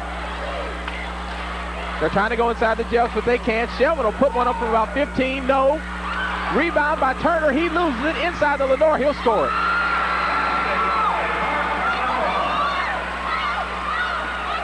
And 11-16, a 5-point lead. And Ray will challenge. Oh, that should have been something. Should be a charge. Yes, sir. Yeah, he was set. Yeah, this man he was getting ready to prepare his dinner tonight. He was set. He was there all day. I have to admire this Ray kid. He's not intimidated by that difference in height at all. Him at 5'8", Terry Bryant at 6'6", but he took it right to him. Hayden inbound. That's that Dust Bowl ball. Looks for a cutter. Brings it to Bryant, back to Hayden. Tello to give it over to Shelman. He'll work it up court. On the wing to Bryant, back to Shelman, up to Lenore. He's calling out the set. He gets free, puts one up from about, way down in there and out. Turner gets free, pulls up, scores. There he goes. Put that foot speed, Brad. That's what it is. It's that initial quickness. Leaves you with that first footstep, and you can't make it up. Shelman will work it up court. He'll bounce to Bryant. Bryant will take it all the way in. Hook. And it won't go. And they're going to jump it up. Broad River is not getting the roll right now. I think he's just going in and out, left and right on him right now. Substitution into the game. Number 33 for the Broad Ripple Rockets. Kevin Bonds. Kevin, a forward, 6'1", 170. He's also a senior. Hayden inbounds under their own bucket. Good set play to Jelks, and he was fouled. 1:43 left in the first quarter. It's been an exciting first period of about an exciting period of first period of basketball as I've seen, Brad. Yeah, very exciting. That's exactly what we expected. Let's take a look at that foul. Harry is inbounding on their own bucket, lobbed it up high, and he grabbed him on the wrist, it looked like. Well, I don't know. I mean, that ball's up for grabs. When it's up like that, both players can go for it. I'd probably just call that incidental contact. I'd let them play out here tonight. You don't want to call too tight of a game. These players are too charged, emotionally charged for that one. And Jelks makes the first of two. The little piddly fouls, I'm not a firm believer in that. Let them play ball. Broad Ripple with a uniform free throw shooting style. As a team, they're shooting about 66.3%.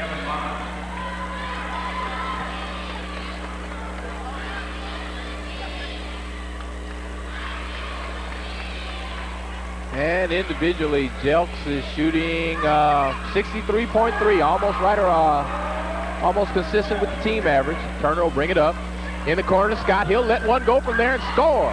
Yeah, James Scott. He's got excellent form on that jump shot. Hands extended. Tip pass. Bryant recovers, but he's bumped. No foul. That full court pressure seems to be taking Broad Ripple a little bit out of their game. And Turner will work it up. He looks for Ray. He can't go. He'll keep it up top, being closely guarded by Mark Lenore. There he finds Ray. He'll hold it up top, being guarded by Shelman. Shelman has to respect that foot speed. They'll go to Scott. He fakes the pass. And an excellent shot from up top by number 14, Marvin Scott. Shelman will bring it up. 22-13, a 9-point bulge. Good bounce pass there by Hayden, and Bryant will take it in. 46 seconds to go, 22-15 in favor of the visiting Gary Roosevelt Panthers. Yeah, with Jolly on the bench, I think Broad Ripple needs to utilize a little bit more of their inside game there. Being pressured out there, almost a near steal. Back to Ray. They're working a good cut pass. Oh, and a good block. Good follow tip there by Glenn Williams. 18 seconds to go, 24-15. Mark Lenore will bring it up. Broad Ripple will more than likely work for the last shot of the period. They find Bryant. He goes, finds Jeltz. Jeltz will put one up and score. 7 seconds, 6 seconds, 5. Ball in the hands of Turner. He'll put one up with the buzzer and no. And at the end of one, 24-17, Gary Roosevelt. Brad, I'd just like to comment on that observation that you made. What they're trying to do, it seems like to me, is take away that transition game from the Rockets. Exactly, and they're doing a good job of it right now. But on the other hand, I think the Broad Ripple, they need to utilize that inside game since Jolly's out right now. Definitely, Jolly, for those of you that just joined us, Broderick Jolly, 6'7", 200 pounds, only a sophomore, made his presence known that first quarter with several blocks, changed a couple of shots, and he's just put something on the minds of the Broad Ripple players as they go inside. But knowing Coach Smith, I know he'll come out just in the second quarter right here, settle his team down a little bit, and try to play this half-court game of his. Definitely, they've got a good half-court game. A lot of good outside shooters. Shellman, Lenore, Harris is a good outside shooter. Kevin Bonds is a good outside shooter. So they've got the firepower from outside. We're just going to see what develops, how he counters against the quickness. That'll be interesting, too, of Turner and Ray. Yeah, very quick. We'll see. It doesn't seem like Broad Ripple's really faced a team as quick as they were this year. This is their first test, because they'll definitely get one come tournament time.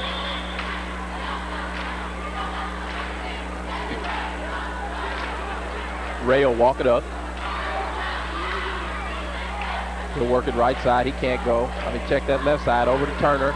He'll go inside right away to Marvin Scott. And it looks like they're taking advantage of that height.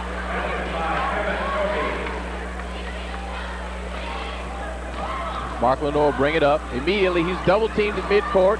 Over to Hayden. Hayden will go back to Mark. He'll bounce to Shellman. Shellman fakes. Good inside pass to Jeltz, and he'll put one up. And Jeltz is deadly down there in the paint. I think both teams are running just about the same defense right now. They're running like a 2-3 trap. In the corner. Down low. Taking it up strong. I mean, that's what you have to do right now. And a good bucket there by James Scott. 28-19, 6:58 to go in the half. Mark Lenore looks.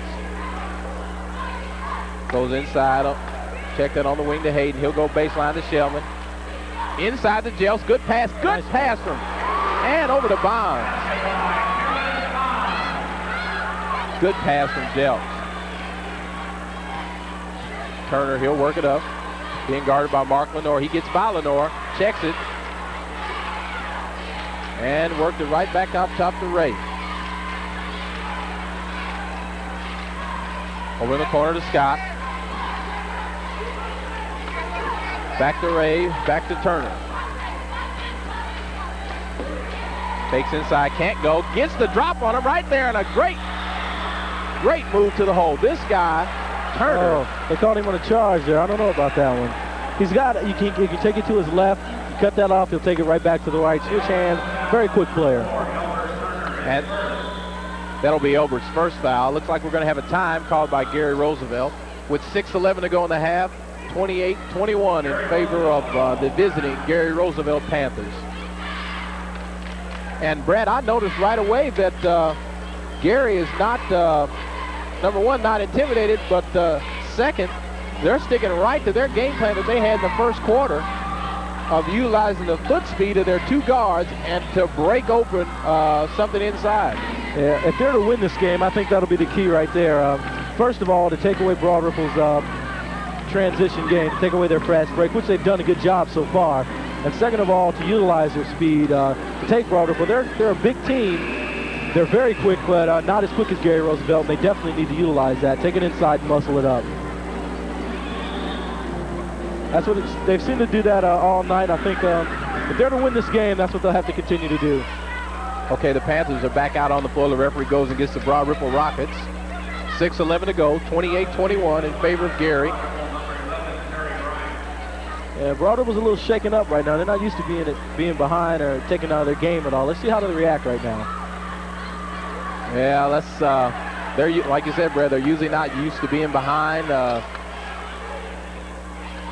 They're going to get their test this game for sure. Hayden looks inside. He goes cross court to Lenore. Lenore fakes, goes inside to Bryant. Good fake there. Good inside pass to Jelks.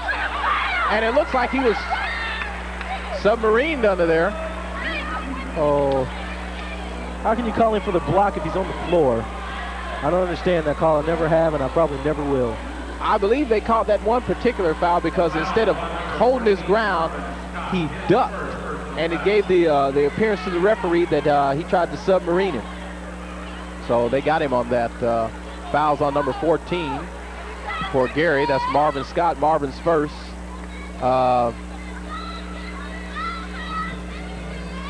Let's take a look at that foul again, Brad. There he goes inside the Jelks, and he was on the ground. I mean, there's nothing you can do. His movement was on the ground. I say it was on the ground. There shouldn't have been a foul called, and play should have continued. Patrick Jelks at the line, shooting 63%. He'll get 2 shots, and he'll make the first one.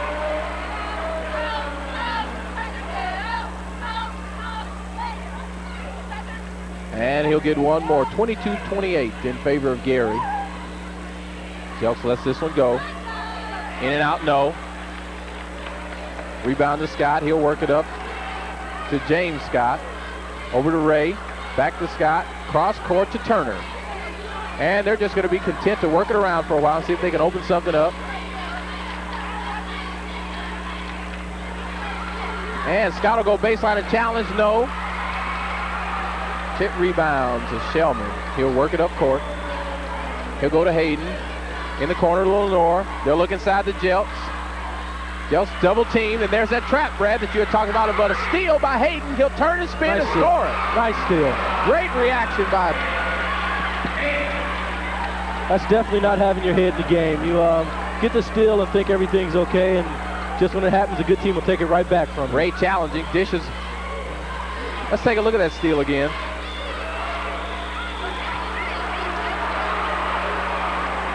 And he got it right. Like you said, he just lost his concentration He for was a second. very lax on that. You got to run your game after that. Keep your head in the game at all times. Offensive foul that was just called. Glenn Williams. That's Glenn's second of the night. Broad Ripple is in the bonus. And Walter Shellman will work it up. Referee counting him down. He has 10 seconds to bring that ball over the line. They go in the corner to Lenore. Back out to Shellman, back to Lenore. They're looking for Jelks again. Broad Ripple can pull within 2 right here. They've whittled that lead down quite a bit. And they've got Lenore back out to Shellman, back to Lenore. He'll pull one up off the wing. Not a good shot there, Downtown. but a good offensive rebound, though, by Hayden, a long one. I don't know where he was shooting that ball from. They're going to work again. Got it inside to Bryant. That's what they need to do. And tip by Jelks. Nice tip. That's position right Patrick there. Jelks. He's the workhorse under the boards. And they've whittled that lead down, that 9-point Bulls down to a 2. 26-28. Turner puts one up from the paint and scores it. Elbert Turner.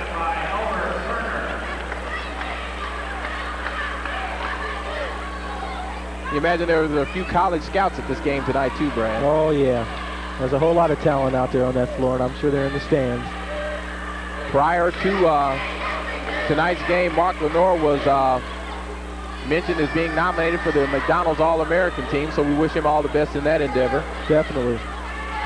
Shellman looks down, gets some directions from the coach. He'll work it around to Hayden. No shot clock in college, in high school ball. Scramble for the inside, for the rebound. Good steal. That's twice. And a good tap in, and they say no. Oh, they called him over the back on that one. But And that's an example of the second time their heads are not in the game. They get the ball. It seems like they don't know what to do with it right now. And both coaches, let's take a look at that, Brad. Once again, as you pointed out, there's a good steal by Hayden. Over to Jelks. He goes up for the bunny and misses. It was over the back. That's 2 fouls on Mark Lenore. They're going cross court to Scott. He's wide open. Great form by James Scott. Roosevelt saying we can take it inside or shoot that J from outside. Shellman will bring it. 32-26. He's looking to Bryant. He goes there. Back to Shellman. In the corner to Lenore. They're trying to get that ball inside to Jelks. He's being double teamed. Bounce inside to Bryant. He'll have to bring it back out. Over to Hayden. Baseline. Good inside pass, but no. And I think they're going to the well too many times, Brad.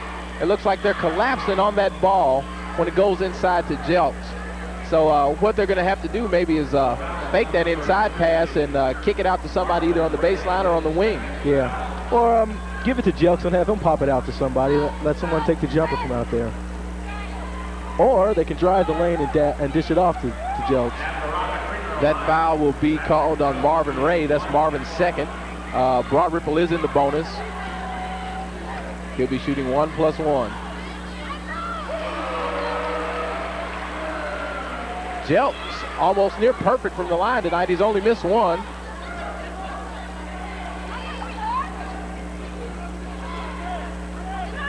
See if he can get the bonus. He's got it. 28-32 in favor of Gary. Ray will work it up. Over to Turner. Back to Ray. They go inside. Nice steal. He couldn't handle it. Hayden will bring it up in the corner to Lenore. He'll put one up inside. Oh, nice what move. a move. Nice strong move. And he was fouled on the play. Nice strong move. Lenore said, hey, I'm the primetime player here. Give me the ball. I want the ball. I'll take it straight to the hoop. And that's what you can appreciate about a player like Mark Lenore. In the clutch when the team is down, he wants that ball. Looks like Gary's about to counter with their big man, Jolly. He comes in, and number 25, Glenn Williams, will take a breather. I believe Coach Heflin is a little bit tired of that ball being worked inside to Lenore and Jelks. Mark at the line. And my remedy for that one is to bring Jolly back in. And that's just what he did. And Mark gets the three-point play, 31-32. 2:17 to go in the half. Ray, he'll bring it across.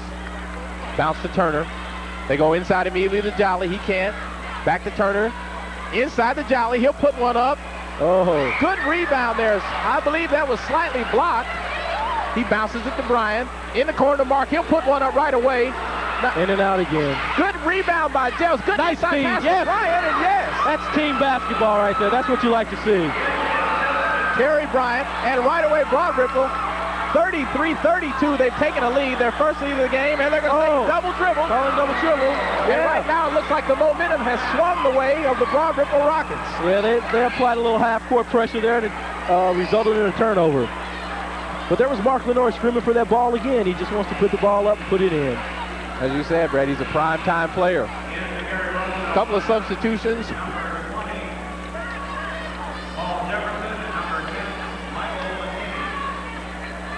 Paul Jefferson and Michael Higgins come in. Mark will take a breather. Whether he'll keep him out the remainder of the half, we don't know. Shellman will work it.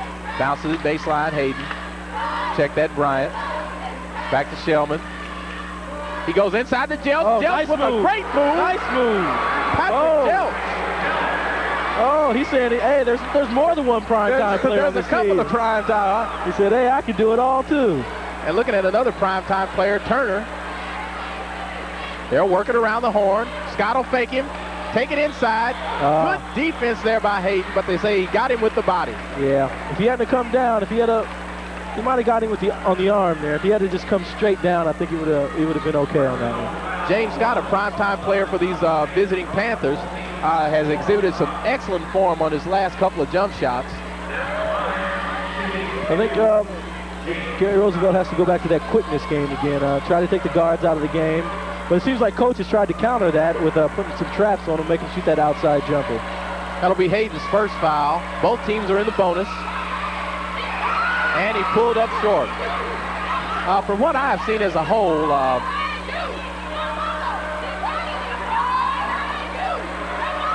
teams from up north have had a problem in the past with their free throw shooting. Yes, definitely. We'll see if that's a factor in tonight's contest. Scott will put the second one up, and he gets the bounce. Yeah, because as a team, Gary Roosevelt's shooting 56% from the line. Which is not good at all. No, not at all. Shellman works it across to Hayden. They're in no hurry. 1 minute to go in the half. Broad Ripple 35-33. They back out to Bryant. He'll work it. They're trying to double team. Back over to Hayden. He sees an opening. He doesn't go there. And they're either trying to get the foul or the backdoor cut, Brad. Shellman controls. Back to Hayden. They're just going to be content to run some time off. Yeah, they'll take that last shot of this quarter. Good strategic move there by Coach Smith. Yeah, he definitely wants to go in halftime with the lead here. And that psychological edge, as I might add.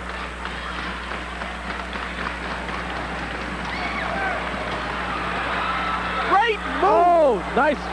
That would have been one for the highlights. Definitely. And they're going to call Broderick Jolly on that foul. What body control by Jill. Nice body control. He just slid across the front of the man and put it up. And that'll be, let's take a look at that, Brad. Yeah.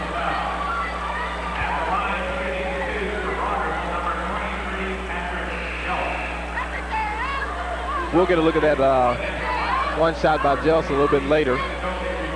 We don't want to go away for too long. We just might miss something out here.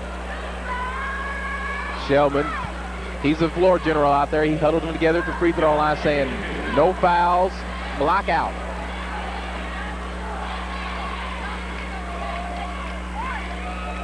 Got Dodd and Bryant, the two big men. Yeah. And Jelks has risen to the occasion tonight, and he's just played, so far this first half, he just played a yeoman's game.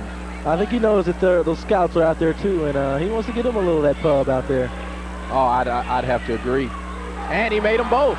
He's trying to say Mark Lanois is not the only person on this team. It takes a team to be 21-0. Right now, he's the leading scorer for the Broad Ripple Rockets. Turner will put one up baseline. No, air ball. Second effort, no. Bryant will throw one up. And that'll be it for the half. Broad Ripple has come back showing great maturity, great fortitude. 37-33 at the end of the half. Yeah, at the end of the first half, Coach countered that full court game. He came out with his strategy, and it seemed to work. And I was just surprised that even though they took away their transition game and they never really got it back, their half-court game, something we didn't see them utilize that much this season because they were just head and shoulders above most teams that we're going to take a look at that, Brad, of that one shot by Jelks. There he goes inside. Oh yeah, he got him. He definitely got him. That could have been a definite prime move there. But while the halftime festivities get underway, we're going to take a break and come back with the second half of basketball right here at Arsenal Technical High School, where the score is Broad Ripple 37, Gary Roosevelt 33.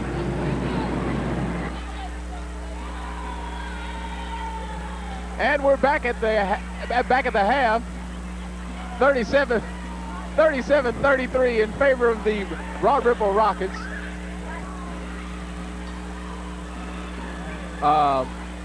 Broad Ripple was down as many as by 9 that first quarter, and was continued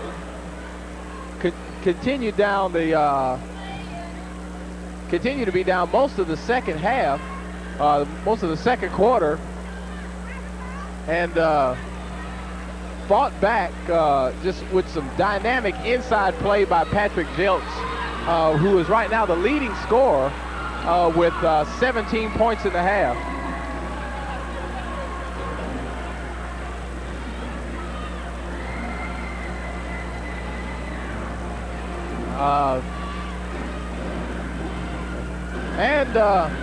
We're getting set to go here. 37-33 in favor of Broad Ripple. And as Brad and I had talked earlier, Broad Ripple a little bit shaken up by the foot speed and the fact that Gary had taken away their transition game. But Brad, they hung in there and showed us some great half-court basketball. Definitely. You can't, be number one in the state with just a one-dimensional team. And Broad Ripple just showed us that they have a half-court game and a full-court transition game. I'll see what else Coach Smith pulls out of his head at the second half coming up. And how about that Patrick Jelks? 17 points and a number of offensive rebounds the first half. Just a tremendous effort. He definitely came to play. This man wants to go to college and play some basketball. That's his mission tonight, to get the scouts to look at him. He says, hey, we're not a one-dimensional Mark Lenore team. There is a Patrick Jelks on the team. And I have seen this team play without Mark Lenore. One game that we covered, Mark was out of the game for disciplinary purposes. Right. And the team rose to the occasion, a tremendous team effort. And they averaged close to 80 points plus per game and reached that mark without their ace in there. Yeah, that just tells you, you can't just rely on one person. You might want to go down to him on the clutch. Like I said, he is definitely a prime-time player, but you don't get anywhere with just a one-dimensional team, one person, and only one offense. So I want to see what the coach has to do when he comes out of this tonight. He, at the end of that first quarter, he came out, definitely changed his defense a little bit, changed his offensive strategy, and pulled 4 points up over Gary Roosevelt. And we're all set to go on the alternating possession. It looks like the Broad Ripple Rockets will be bringing the ball inbounds. Tom Hayden inbound. They're going to try and get it into Walter Sheldon, but he's being double-teamed back there. They get it into him anyway. Being guarded by Marvin Ray. Sheldon will work it up court. Bounces inside to Jelks. He passes it to Hayden. They're in the corner to Mark Lenore. Good bounce pass to Hayden. He'll fake once, pull up, and score. And they're starting up right where they left off, Brad. 39-33, 7:47 to go. Yeah, they're running that half-court trap again, trying to shake Gary Roosevelt up some more. And it looks like the cream is rising to the top very early. Good block there by Jelks. Sweet. Get it out. And a long, nice pass. Good pass inside. Touch move. That was a touch move. What a shot. He went up right, back to left, back to right, and left again. Great body control by Mark Lenore. Prime time move there. We'll see if Coach Heflin changes his strategy any the second half at all. And they'll go inside. Oh, nice strip mine there. Behind nice the back move. Prime time. Oh, a little too cute. 7 minutes to go, 41-33 in favor of Broad Ripple. Scotto put one up again, and he'll score that one. That was an example right there. Lenore would have blew by just about any other player out there, but that just shows the quickness of Gary Roosevelt to get back, get in his way, and make you take the jump shot instead of taking it up for the easy two. Shellman, he'll go to Jelks. They're looking for Bryant on the base. They can't go. Back to Shellman. Fakes once. Around the corner to Mark. He'll square up on the wing. That's his shot. Bounce, no. Rebound, Bryant. He'll take it back out, and they'll use the clock. They'll play that half-court brand of basketball that got him there. Lenore looks inside. Hayden, he'll put one up, and they're going to call him for the walk. A little mental error there by Tom Hayden. That's a big mental error right there. And Marvin Ray to inbounds. He'll go to Turner. Turner so far has been silent this second half. He was electric that entire first half. Scott will challenge. No. Rebound by Jelks. I've got Jelks down for 12 rebounds, 6 of them offensively. Hayden will take it baseline, reverse layup. Oh. What a move. Tom Hayden. Yeah, they're feeling it out there now. I think Broad Ripple, coach might want to call a quick timeout here pretty soon if they don't score pretty Turner, soon. he gets through. He's trying to do it by himself, though. He'll put one up. No. Long rebound by Shellman. He hits Lenore. Good inside follow pass. Coach needs to call timeout. Timeout, coach. Call that timeout. Yeah, he's calling for it. And it looks like he took your advice, Brad. Yeah, he can't let this game get away from him now. 5:36 to go. 45-35 in favor of the Broad Ripple Rockets. And they've opened up a 10-point bulge. And Brad, as you said, the second half, that #1 ranking is not in vain. Coach Schmidt's coaching, definitely. Coach Heflin's got to change something here because I think Coach Schmidt has got him figured out, knows what to do. Let's take a look, Brad, at that pass by Mark Lenore. Good dish right there. Look one way, goes the other way to the cutting Hayden. Yeah. The coach he's got that half court working for him, and I think Coach Heflin's going to have to change a little something there. One of the numerous attractive faces here tonight. There are a whole lot of them here. But you think she looks good, you ought to see my wife. I've got a picture here in my wallet, baby. I'll take a look at that after the game.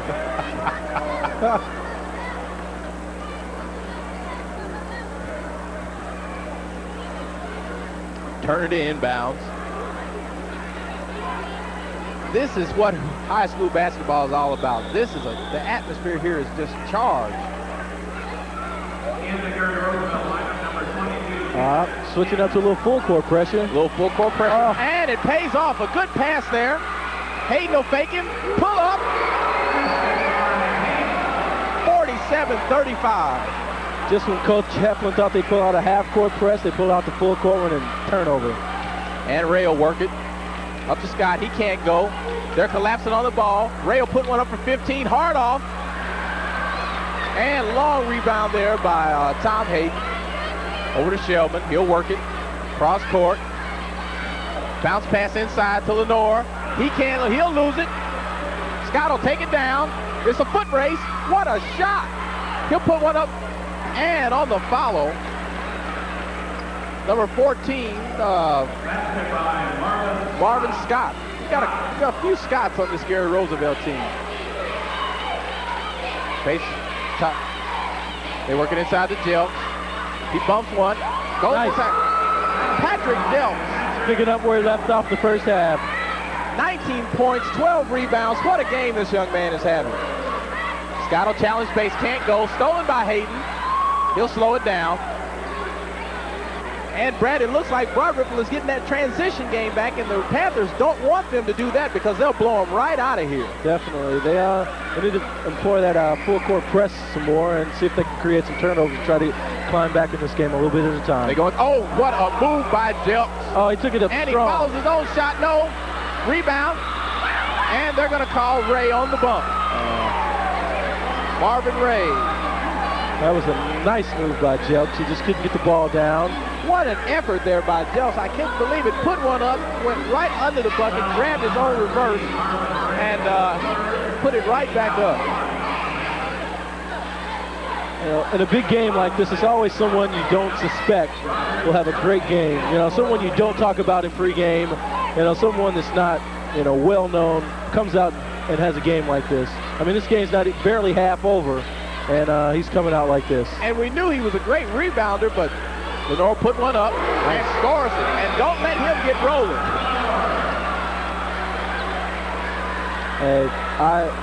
There's a sense of a blowout here if Gary Roosevelt can calm down and play their half-court game and take away Broad's transitional game. But from what I've seen, they rely mainly on the transition game. I don't know if they have a half. Oh, nice. That was a nice move. And James Scott, right now, you know, he's their only offensive punch. We haven't heard a thing from Elbert Turner. Turner, who was just on fire the first quarter, and a lot of the second quarter has been virtually non-existent this second half. Scott's one of their better free throw shooters, shooting 68% out there. And he gets the bounce. 51-40, 3:36 to go in the third. Broad Ripple has taken control of this game. Shellman, he'll work it up court. Excellent ball handler. On the wing to Lenore, back to Shellman. They're looking inside. Shellman, he'll put one up from there. No. Gets his own rebound long. He'll put it up again, and he'll score it this time. 53-40, Walter Shellman. They'll go to Turner. Scott, he'll lose it out of bounds. They have to try to get the ball into Jolly right now, see if they can work that inside game. But he has to be careful because he's carrying 3 fouls out there, and I don't think Roosevelt can afford to lose him. And a time is called by the visiting Panthers. 3:01 to go in the third. 53-40 in favor of Broad Ripple.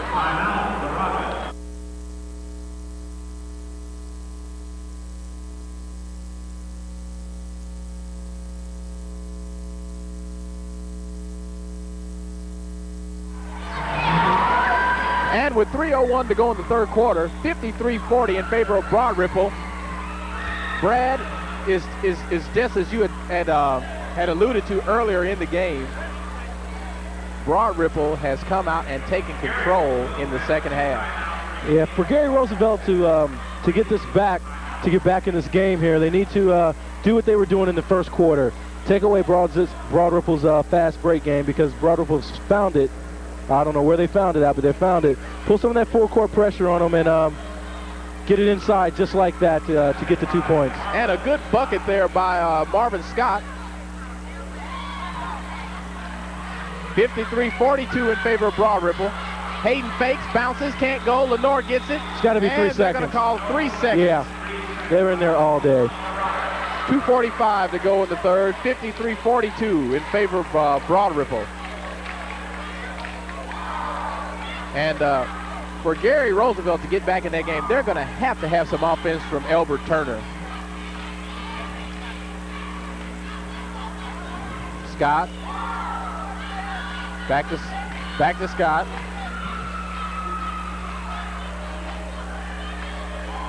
Nice move. And a good shot there by Marvin nice Ray in amongst the tall timber.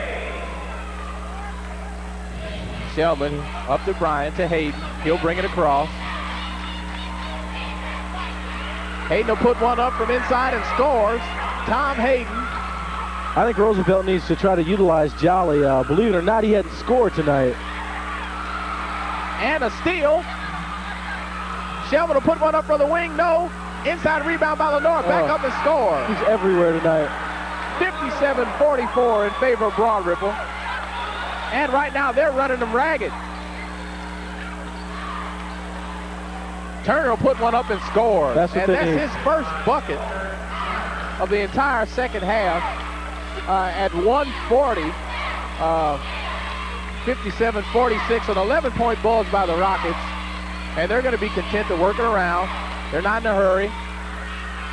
They get the ball in the hands of Shellman. He's the floor general. He'll drive. In and out, no. He gets a long rebound, though. He'll put one back up. No. Rebound to Turner. And out of bounds.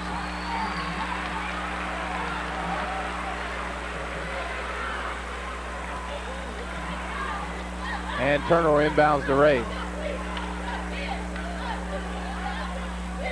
Roosevelt definitely needs a bucket down on this play right here. And they're working across court. Over to Turner. He'll drive. What a move. No, they're going to call Bryant on the bump. Trying to be a little bit too fancy there. I think if he'd have tried to take it up, he probably could have got a 3-point play out of that. And that'll be Terry Bryant's second of the evening.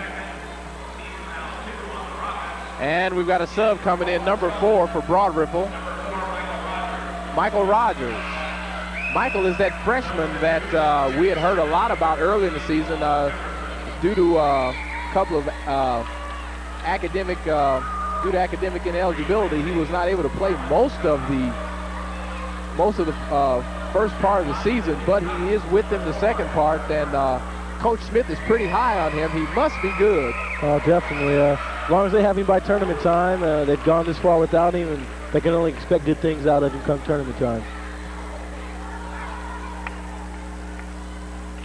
Turner with the second free throw, looking for his 4th pointer of the half.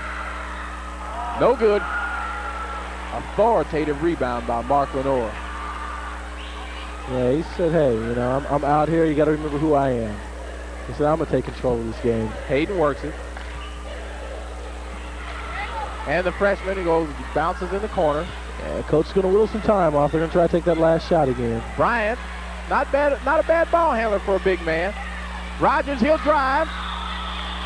And they're going to call the freshman for the offensive foul.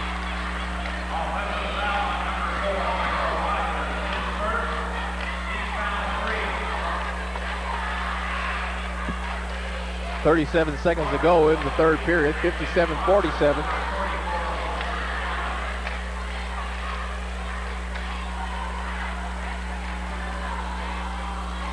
And Turner will check that, and he'll bounce it over to Ray in the corner. Ray will put one up from long. No. Oh, nice rebound. Good rebound, though, by Turner, and he'll put one back up. They definitely needed that. They brought it within 10-point mark. And Paul Jefferson is in the game for the Gary Roosevelt Panthers, number 20. Hayden being double teamed. In the corner to Bryant. He's all alone. He'll put one up from there, partially blocked, though.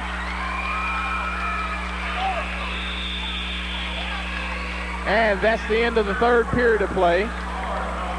57-49, and it looks like Gary Roosevelt is trying to chip away at that lead. Yeah, they got it within that 10-point mark. They're definitely in striking distance. I think we'll see the coach come out here with some full court pressure to try to upset Broad Ripple again like they did in the first quarter. Try to create a few turnovers and get a couple of quick points here. Right now, as we're in between periods, this fourth period promises to be an interesting period of basketball. Not only will both teams be coaching as far as what they want done, but I believe the crowd and the emotion that's been here all night will be a factor. Yeah, this definitely. last minute, the team that keeps their composure will be the team that comes away with the victory tonight. Gary Roosevelt, by no stretch of the imagination, out of this game with 8 minutes of basketball to go. It could go either way. Right now, the momentum has started to swing back toward the way of the Panthers. Yeah, Turner's definitely got to get on track this period. I mean, this is the final period. There's only 8 minutes to go in the game. So we'll see what Gary Roosevelt can utilize down the stretch. And Broad Ripple's going to have to go back inside the Jelks. Jolly's got 3 fouls, and they should just try and foul him out of there. Well, he hadn't scored yet, and he really hadn't been much of a factor this whole second half, I don't think. Marvin Ray. They try the trap. It doesn't work. He gets it over to Scott. Over to Turner. They try the trap on him. They work it inside. James Scott will put one up and lose it. Paul Jefferson, though, inside. Nice. Good, strong move there by number 20, Paul Jefferson. Shellman looks, finds help. Bryant, cross court to Hayden. Back inside to Bryant. He's got a clear lane to the bucket. Oh, that was all arm. Oh. And I can't believe they didn't call that a foul, Brad. That looked like all arm from here, Daryl. As a matter of fact, he even attempted to draw that particular foul. They'll let him inbound from their own bucket, though. A non-shooting foul, they say. They bounce inside to Hayden. He goes back to Shellman. Shellman fakes. There's Lenore on the baseline. He'll pull up short. Yes. 59-51. 7:10 to go in the game. Broad Ripple up by 8 points. They get it across court to James Scott. Inside to Jefferson. He'll put one up and right he there. Was fouled. Hard off the back of the rim, no. Rebound to Hayden. He'll bring it across. He'll take it baseline. Over to Lenore. He'll put one up from there. It looks good. No, air ball. That was a pass. That was a pass. He intended that one to happen. Good block. I'm sure that's what he wants you to think. He intended that to be an air ball there, Daryl. It just happened to be the man there that caught the ball. And it looks like Patrick Jeltz is in a little pain there. I saw him grimacing a couple of times. But he's not about to be taken out of this game right now. Ray being pressured by Lenore. There's a mismatch somewhere with Mark on Marvin Ray. There goes James Scott baseline. Nice move. Heck of an individual effort by James Scott. He's been the bulk of the scoring for this team with Turner quiet the second half. There goes Jefferson on the steal. He keeps it in bounds. And they say he stepped on the inbounds line. But a good effort, though. 6:12 to go in the game, 61-53. And we've got a timeout by Gary Roosevelt.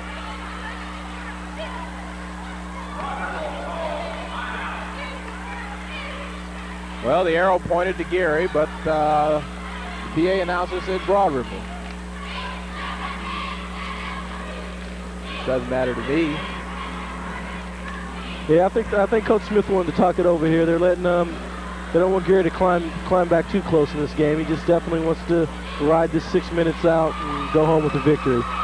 Yeah, it seems like the intensity level of the Rockets has gone down somewhat. Do you believe they're tired or what, Brad? No, I don't think they're tired. I just think you have your mental lapses in a game, and this would be a bad time to have one, but I think they're having one right now. I think the coach will get them straightened out here in this timeout, and they'll come out and play a good solid 6 minutes of basketball. Both coaches have used about 7 guys tonight. In a game like this, you're going to have you're not going to see too many guys play. That's right. You'd like to play everybody, but you want your PT players, definitely. You want the players that can go out there and do it, your jelks. Yeah, you want to win. And they get it inside to Shelvin. Right in front of us, being double teamed. And right now they collapse. Bryant working inside the jelks. They say no basket. Looks foul's going to be on. Foul will be on Glenn Williams.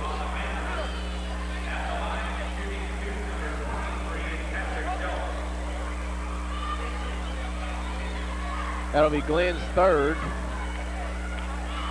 61-53. Jelks at the line to shoot 2.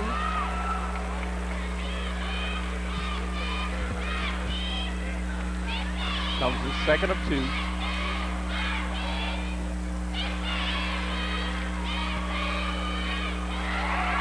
And he made them both. Jelks near perfect from the line tonight. He's only missed 1 shot.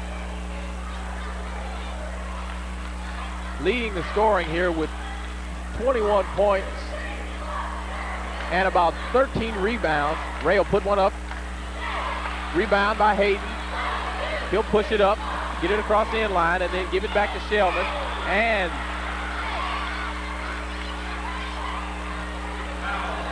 James Scott and Walter Shellman collided at midcourt.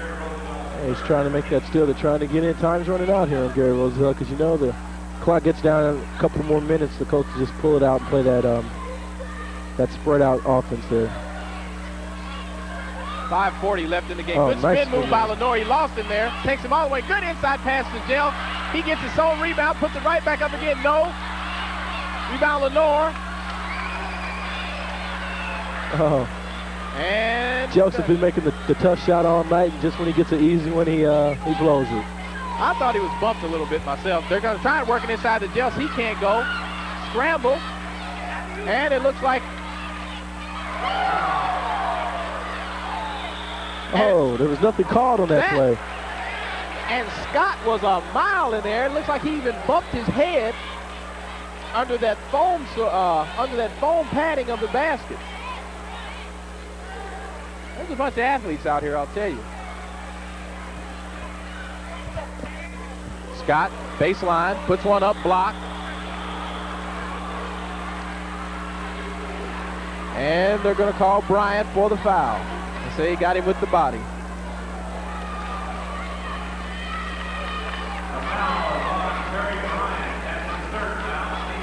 That'll be 3 on Terry.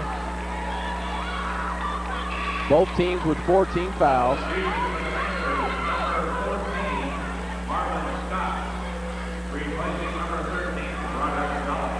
And Roderick Jolly goes out of the game. I don't believe he's cracked the scoring column tonight. Those are a couple of very important free throws here for Gary Roosevelt. They need some points to try to climb back in here. And Scott rises to the occasion. He makes the first. Scott's their best free throw shooter, shooting 68% from the line. And Gary Roosevelt is in the bonus. 55-63, almost a near steal there. Back over to Shelvin, cross court. He'll work it. They bounce inside to Hay. Good pass to Bryant. Excellent two-man play by the Broad Ripple Rockets. 65-55. And there goes Scott to the bucket. Good move there. James Scott. This young man has hung in there the entire game and has been a factor. Yes, he definitely has. Turner cooled off a little bit, so Scott said he would take over a little bit of the scoring duties. For Roosevelt to climb back in this game, though, they're going to have to apply a little of that full court pressure, try for some turnovers, and Scott and Turner both need to be hot. They get the ball inside the Laura. Good inside pass again to Bryant. They work the same play except on the other side of the basket.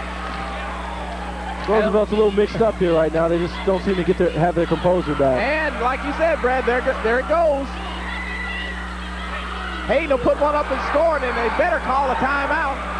Coach, how do you get a timeout here real quick? They've got that 12-point bulge again, 4:26 to go in the game. And it looks like they're losing their composure out there. Inside to Robinson, he can't. Inside to Paul Jefferson, he can't handle. And they're going to jump it up. Good call. It's definitely a good call. And on the alternating possession. Nobody seems to want the ball for Gary Roosevelt. Everybody is dropping the ball every time they're past it. Well, as we had talked about earlier, Brad, this fourth quarter, it'll definitely separate the men from the boys as far as composure. Good spin move by Ray. Good deflection there. Jefferson will put one up. No. He gets his own rebound. He'll go in again. No. And I believe they're going to call. No, they're going to tag Jeltz. Lenore seems to have his hand on every stray ball out there, but he hasn't been able to get his fast break going. It looks like he wants to slam out there. And I've seen him slam a few. And he's very capable of dunking the ball, as is Lenore, as is Hayden, as is Bryant.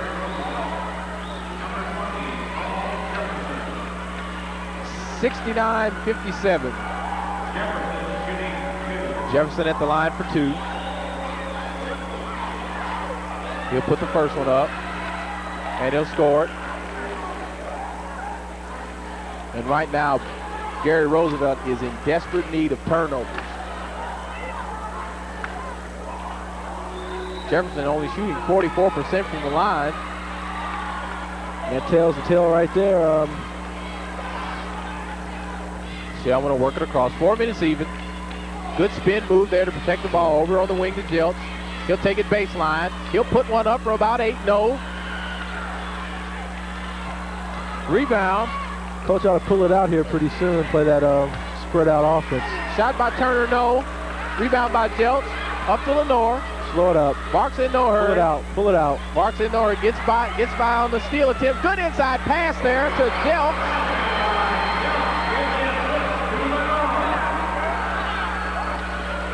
And Ray will take it in. Nice. And score one. Marvin Ray. Pull that full court pressure on him here. 71-60.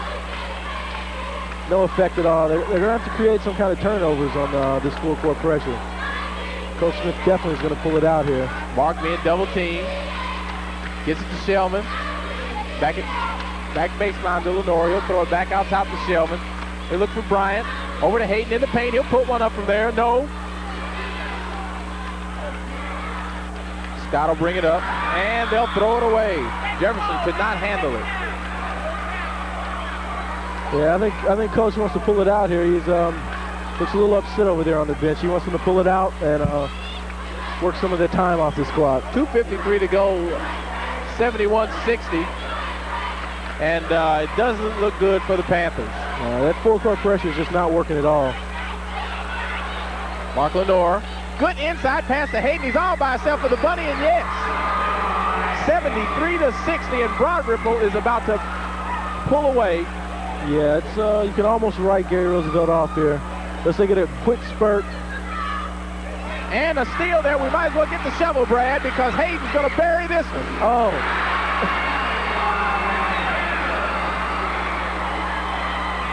A 15-point lead. I think that was 2:15 to go. That was the final nail in the coffin. I think it was.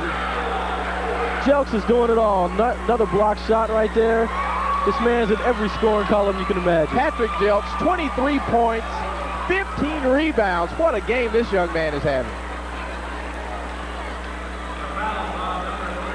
17 of those 23 were in the first period. I mean, the first half of play. That's what definitely kept Broad Ripple in this game before halftime, because Gary Roosevelt threatened early to take command of this game, but Jelks wouldn't let him. And they're going to give Ray a rest, putting number 10 in the game, Michael McKinney. Jelks will be at the line. He's only missed one free throw tonight. And he's true to form tonight. They'll huddle at the stripe for a second.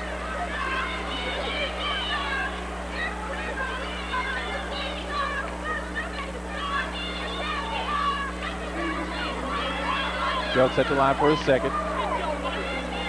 He puts one up, and he gets the roll.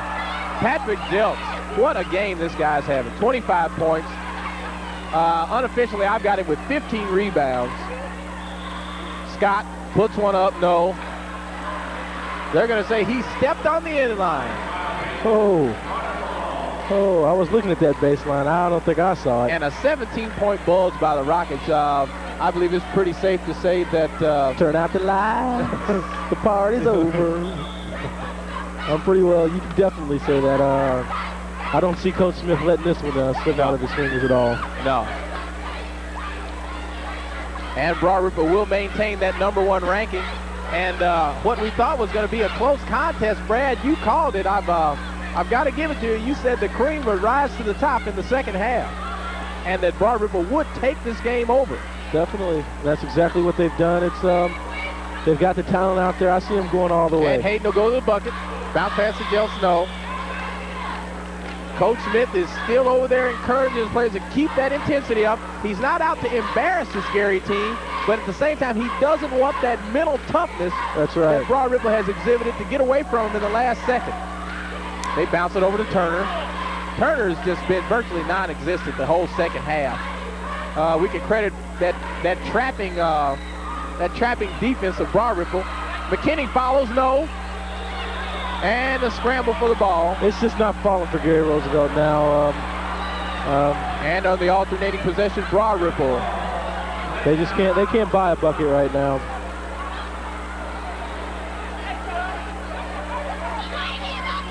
They inbounded to Jelks, to Hayden, to Jelks, cross court to Bryant. They'll go in the corner to Shellman. And back up top to Hayden. They're just going to be content right now to run some time off that clock. They can't do anything but foul. Yeah, Hayden, he looks. It's pretty much a mood issue right now. I just got to let the clock run out. Take that long bus trip home. And back up top to Shellman. And there's Jelks. Slam, bam, lovely. What else did he do? What else did he do tonight? The young man has done virtually everything except sell popcorn. He's been Mr. Inside all night long. Oh, man. That definitely took him home. 27 points, that hurt. Rebounds. Patrick Jelks, he went straight up and straight in with that one. He definitely gets my MVP tonight. Oh, definitely. Turner will put one up. No good. Long rebound. They're looking for Lenore. He'll throw this one down, too. Oh! Out the light. Lovely. This is over with. Turn out the light. It's over with. National Technical High School. Lovely. There goes Turner.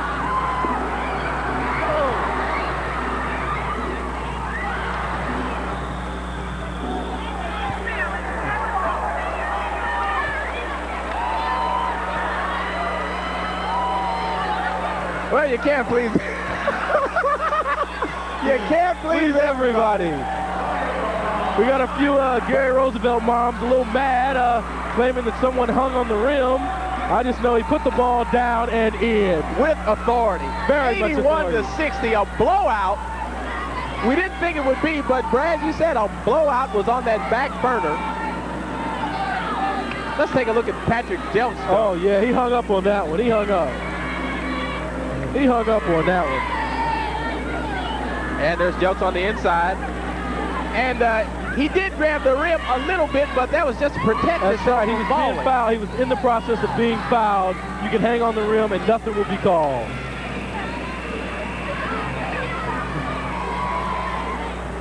And this place is just alive. Right now, you look over on the Broad Ripple side, it's the thrill of victory. And over here on the Gary Roosevelt side, it's a long trip home. The agony of the defeat agony of defeat. with a long trip home. And looks like we've got that's high school athletics for you, though. a couple of moms that have just gotten beside themselves. Yeah, that's the word for it. They're ready to throw some fists out here with these young kids. Looks like she's letting the kids get the best of her.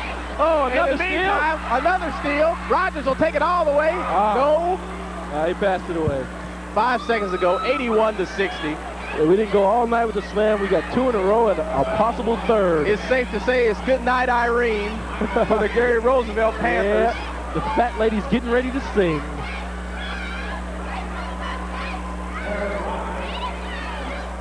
They're going wild over here on the Broad Ripple side.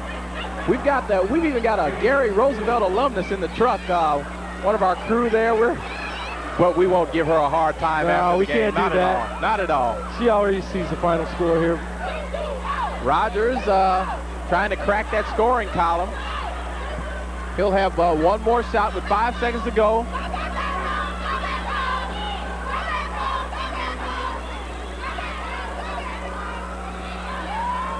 And Rogers will put one up. And he made it. Michael Rogers. Scott, he spins, he loses it. 2 seconds. Block. What else can they do? A great block by Michael Dodd. They're going wild here. You can definitely tell the crowd was up for this game. 82-60. In what we thought would be a close scoring game turned out to be a rout for the #1 ranked Broad Ripple Rockets. That's why they're #1. They took it over in the second half. Brad, just let the picture speak for itself, Daryl. It's pandemonium here. What can you say? They're going crazy here. And they'll have all the right to be. They're 22-0 now. Playing one of the better teams in the state. A lot of people had thought maybe that #1 ranking was, maybe a little bit too generous by some of the news services. But Broad Ripple has you can't deny, an undefeated team. They can't be denied. They've played some competition and they beat them all. They beat them all handedly. And they've proven that they're worth every bit of ink that they've gotten this season. I'm looking around at some of these Roosevelt fans. They have a long face and a long ride home. I know it's not going to be a happy bus. No, it's not. But they played a good game. They played a good game. It looks like they were about to blow them open. But I must commend Broad Ripple by going to that half-court game. Yes. And establishing some patience, some discipline. We just like to say congratulations to Broad Ripple. Yes. And good night from Arsenal Technical High School for American Cablevision Sports in cooperation with the Indianapolis Interconnect. For Brad Sims, I'm Daryl Douglas. Good night.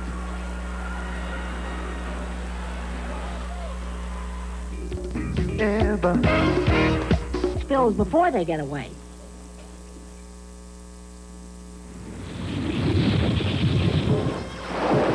Protein stains, when they're ground in, soaked through,